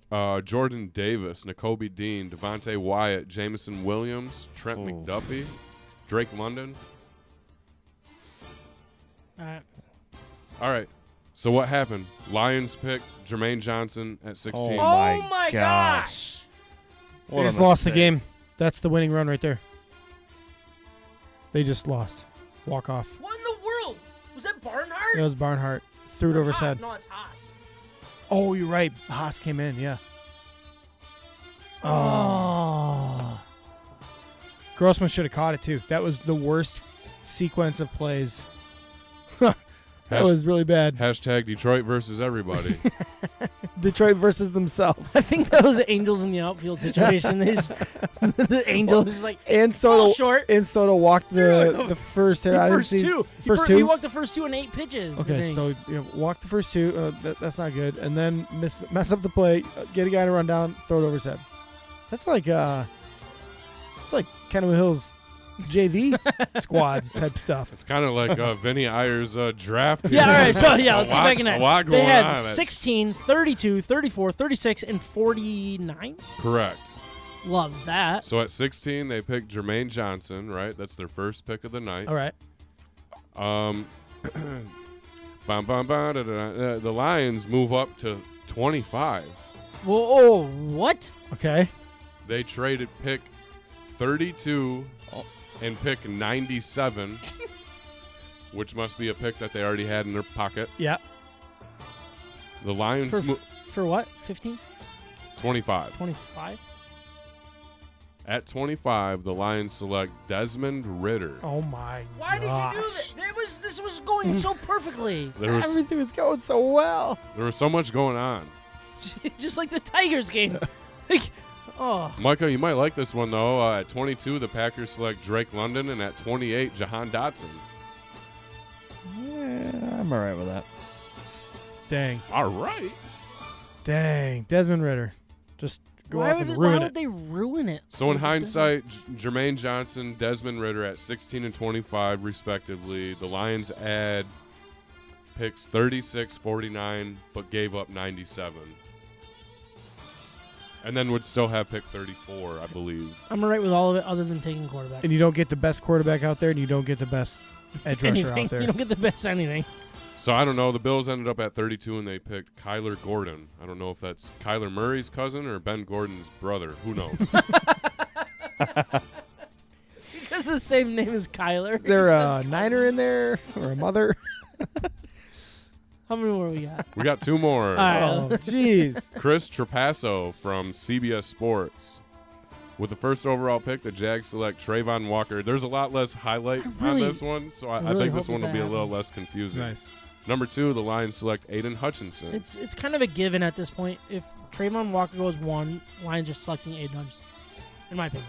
It looks like the Cardinals moved up to 11 and traded picks 23, 33, and 2023 third rounder to somebody else and picked Jermaine Johnson. Let's see what the Packers do here. Kahir Elam at 22 and Nakobe Dean at 28. The Dang. Lions round out I don't like that. the late picks with pick 32 selecting Sam Howell and pick 34 selecting Jahan Dotson. So Aiden Hutchinson, Sam Howell, and Jahan Dotson. Boo. Ripping it. I see the theme. I see the theme with all this. Is that they just think, let's go to the last one. That was good radio. I have something to say, but I won't say I'm it. just going to hold it. I'm just going to talk about Say saying it internally. later. All right, I feel Maybe like this dream is about it this has later. got to be made up, but we're working with a Brad Spielberger. No, is that Spielberg? Burger. Okay, Spielberger from Pro Football Focus, PFF. Yeah. At Some would number say. 1, the Jags select Trayvon Walker. At number 2, the Lions select Aiden Hutchinson. All right. Iquanu and Kayvon Thibodeau round out the top 4. Kenny Pickett going to the Panthers at 6. Micah, they got Traylon Burks at 22 to the Packers. I like No. that. And Tyler Smith at 28 to the Packers. Don't know who that is. I think that was our old Is that the principal's Tulsa like, OC? kid. Tyler Or Smith.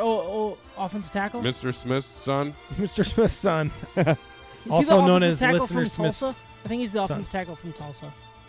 And it's got a question mark, but the Falcons move up to pick 32 to draft Matt Corral. Doesn't say what the Lions' return is. I would assume you get So it must be Something. moving Second back. round pick, Yeah, maybe a moving third back or something. or conditional picks for next year. I really like that one that we just traded back twice. That got me a little, you know what? Only to ruin it in the end, though. Only to take a You quarterback. have to use your value and actually get players out of it. Kind of like this Tigers game. Man. I'm so What Took was the wind out of that? our sails. Anyways, I don't know. The theme that I'm seeing is that people Yeah, are what was it? mock drafting the Lions based on positional need, like 100%. They're just saying, "Oh, these are the positions of needs," and they're not actually like looking into character or what they did last year or anything. Yeah. They drafted plenty of positions that they didn't necessarily need last year. We talked about Lee McNeil's second pick. They Yeah. just saw the value in that pick. Yeah. I don't buy it. I don't buy them drafting every single draft spot Yeah. No. as a positional need to fill a gap. Again, they're looking for high character guys. What do you think about that? I Do you think that's like it. Do you think that's important? Yeah, 100% I do. Yeah. Locker room's a big part of everything. I disagree. I don't want high character guys. I want winners. I want guys that are going to come in and be true. So a high character guy is a loser? Yeah, I'm so confused by that statement. Look, I think there's a lot of non-high character guys that are performing in the NFL right You know now. how to lose a locker room? You just get a Give- whole bunch put- of I know Yeah. how to lose a People that locker room. don't Put a care about C on a anything. jersey that doesn't deserve it. Yeah, draft Jadeveon Clowney. See how that does. Oh. Yeah, exactly. Yeah, but he wasn't a low character guy coming out of college. I wouldn't think. Yeah, never mind. Should we the don't need captain to- wear number 71 or no? Probably not. Hey, what's next? We're over our 2-hour thing now. From the Red Wings to Michigan State, we're talking about it. This is State of My Sports. Hey, Sam, you want to explain Betting Hero? Thanks, John. At bettinghero.com, promo code MIBETS. What they'll do is they'll lay out all the best promotions available in the sports betting world. You can get FanDuel, you can get DraftKings, you can get Bet MGM, Fox Bet. Like, all of them are out there. You can play. So if you sign up for all of them, first of all, you go to bettinghero.com, promo code MIBETS, and then they'll lay them all out there. And then you can sign up for each platform. And then you can play the odds, play the best promos. I said that really weird. That's the first thing I said weird this whole Promos. episod. Was that French? It kind of Promo. sounds French, didn't it? Anyways, just do that. The Wednesday parlays have kind of gotten cold. And I'm probably not going to do this for a couple weeks because you got the NBA like the first round getting towards the end here, and I don't really care a whole lot about that. And NHL season's kind of winding down. I don't want to bet on any of those games because you never know what's going to happen. Once the playoffs kick up, I might start doing the Wednesday parlays again. But instead of doing the Wednesday parlay, I did want to talk about some of the, because I lost last week, 2-8 overall. I want to bring that up. So you're out of money to bet. I get it. A little bit, yeah. If you cash out, that happens, right? He's parlaying this into a different topic. Good thing you got all these empty beer cans we can take back. Them back, yeah. Put them into my FanDuel account so I can keep this thing rolling. Anyways, I did want to talk about some of the, yeah, right. some of the NFL draft odds and share some that I like. Some of the odds that I'm seeing is first overall, and I think this kind of comes into play when it comes to the lines. Is first overall, Trayvon Walker. Between Sunday night into Monday morning, the odds completely switched. Trayvon Walker is now a heavy favorite at -200. Aiden Hutchinson at +250. Ikem Ekwonu, I cannot pronounce that. I'll learn it if I have to. At +400, and Malik Willis at 5,000. So one thing to keep in mind with these odds is it's first overall. It's not necessarily the fact that Jags will take X player. It is the first pick overall. I think what's going on, and this is just my opinion, is I think this is a smokescreen. I think they're going to stick with Aiden Hutchinson if they're stuck in that position. I think they're trying to do everything they can to make this trade up more enticing for a team by saying, well, hey, we're not interested in Aiden Hutchinson. Come up and get him, or come up and get your quarterback, and we're going to be okay. We don't need a whole lot, especially when it comes to like the Panthers type thing. I don't buy the Trayvon Walker thing. I don't. I think it's a smokescreen. I think Aiden Hutchinson's going to go number 1 overall. I would put my money on that personally. I'm not going to, because usually when Vegas has their odds set, it makes a whole lot of sense. But I don't know. It's just it feels different to me this year, because I think this time last year when we were talking about the draft, it was like -600 or 800 or something like that for Trevor Lawrence. And also like the second overall pick this time last year was Zach Wilson, like -500. It was obvious what was going on with number 1, number 2. At only -200, that just screams smokescreen, not legit. I think more will come out before the draft, and the odds will probably flip. And I think Aiden's going to end up going number 1 to the Jags. Second overall pick, you got Aiden at -200, Thibodeau at +250.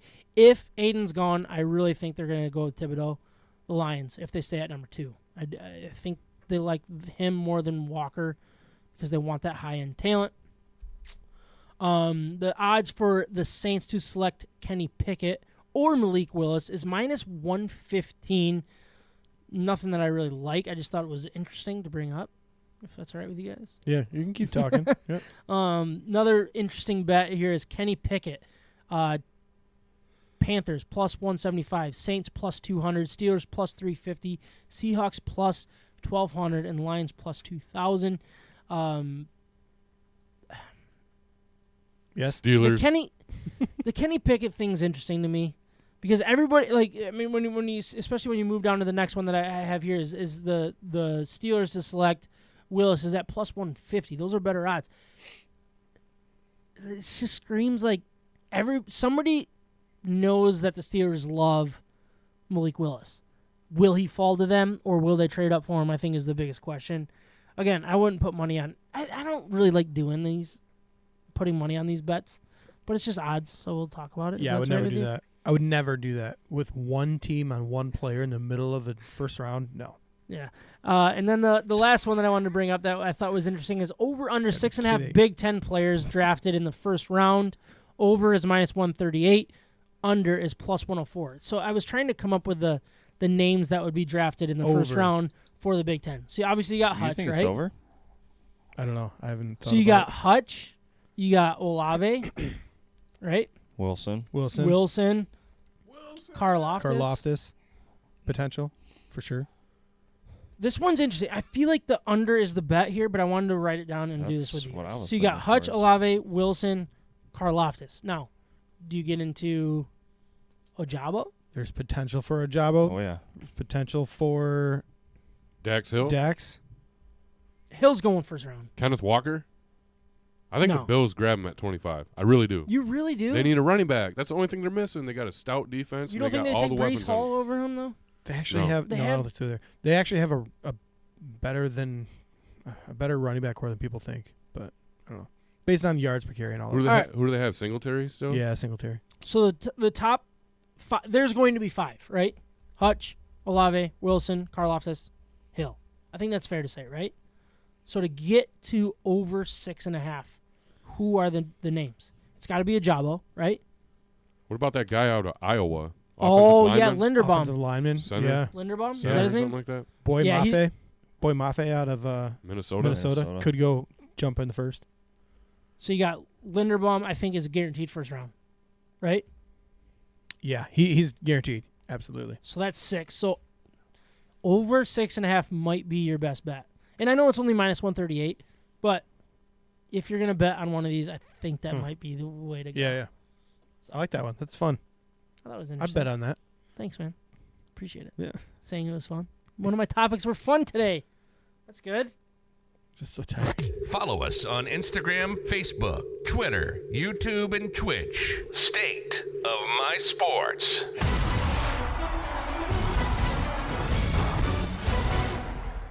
All right, this is when we're supposed to get into our beer grades. Micah, what are we drinking tonight? All right. Brown bag. Yep, we're drinking brown bag. Oh, I just spilled it. Oh no, I can smell Now it it's going to already. smell so bad. All right. We got a beer that went sour. From Watermark Brewing Company, we're drinking Brown Bag Special, and this is bad. It's better than. It's the better- The beer is better than what This we is had. something is seriously wrong with all 4 of these beers that we tried to drink tonight. I did leave one closed, so I'm going to prove that to Sicilianos and see what they do. And I might have a story for you guys next week Yeah, perfect. If not sooner. to see how Maybe 2 days. Thursday. Yeah, Thursday. No, but He's I mean, I lost feel it. bad. I feel bad because I think if I remember correctly, this was a pretty good beer. Yeah. And it's disappointing that it didn't hold its. Hey, it's real life. We're it's not, well, we're not faking it. yeah, exactly. So, I'm gonna give this 100% a 0 because this is undrinkable. And I honestly I spilled it and now I can't. Like I want this podcast to end for the first time today. It's NR, It not smells. rateable. It smells terrible. It's awful. Does anybody disagree? A total fluke. I feel Yeah. really bad because I think Watermark usually It's puts out really it's good undrinkable. beer. It's Yeah, undrinkable. It is. Yeah. And so we're gonna get to the bottom of it, and hopefully we have a good. We're gonna get to the response bottom of from the. you. We're gonna get to the bottom of this brown bag. We're definitely not gonna Yeah, get to the bottom of not this to the beer bottom of because the we can. cannot. No, this is the type of brown bag that you just cut, eye holes, and then don't let anybody I don't see even you. think like the people you see on the side of the road drinking out of a brown bag would drink this. No, you cut a hole in a bag on your way out with it, and then it just Oh my god! falls out, I and it's remember like for the best. One time I was when I was coaching travel hockey with Trav, we went to the beer store. I think this was in. Coaching your children, folks. South No, Bend. it wasn't. It was, yeah, we were in South Bend. I think it was South Bend. It might have been East Side. Doesn't matter. But we bought this bottle of Tattoo Captain, another couple bottles, and I'm walking in with this thing in a brown bag, and I drop it. I don't remember what happened. no. Maybe Trav nutted me. I don't know. He might have just gave me one of those nut taps. I don't know. Whoa! But I dropped it. Next thing you know, Wrong term. the bottle of friendly, loving Tattoo, kind. the bottle of Tattoo broke open and is just filling this brown bag, and it's starting to leak through. So I'm literally like, I go and grab, like, you know how like Holiday Inns have like the plastic bag or like plastic cups for like coffee or water. Okay. I'm getting all of these cups. And I'm trying to pour this Tattoo liquor into. All these kids are looking at me like, oh gosh, this is gonna be rough. Trav's like, Sam, you're embarrassing yourself. I'm like, yeah, I know, but you shouldn't have done that to me. So I don't know why. I was just thinking of a brown bag and and alcohol inside. and So. nut tapping. In the love net. Gosh. All right, Ryan, what was my grade for this episode? Actually, no, let's just cut his mic. We already went through the bad comments. I think we should make that our flight topic before Thursday's Yeah. draft. This let's is do how that. did Oh, Sam do yeah. in episode The 154? three of us Absolutely. will collectively come up with our scores. We could do that in just. That means a you guys few have to minutes. listen, though, too. If anyone's mic needs to be cut, it's the guy to my left. Don't worry, I'm on the. All, I still love him. I'm He's on, great. I'm on the all cam, so we got that. We got that figured out. Oh boy. Oh boy. Cue the Yeah, so music. we're not grading beers tonight. Is basically where we're at. No. Yeah, we did 0. That was episode 154, and it was a rough one, but it was fun. I had fun. You guys have fun? Good time. Eventually, these episode numbers are going to catch up to how much time we're going. Thank you guys for listening. Thank you guys for recording. We'll talk to you Thursday, if not sooner. You've been listening to State of My Sports. From the Red Wings to the Lions, to the Tigers to the Pistons, to Michigan and Michigan State, and everything in between, we're talking about it. And don't forget the beer. We hope you enjoyed the show. Make sure to like, rate, and review. In the meantime, hook up with us on Instagram, Facebook, Twitter, YouTube, and Twitch at State of My Sports with an MI. We'll see you next time.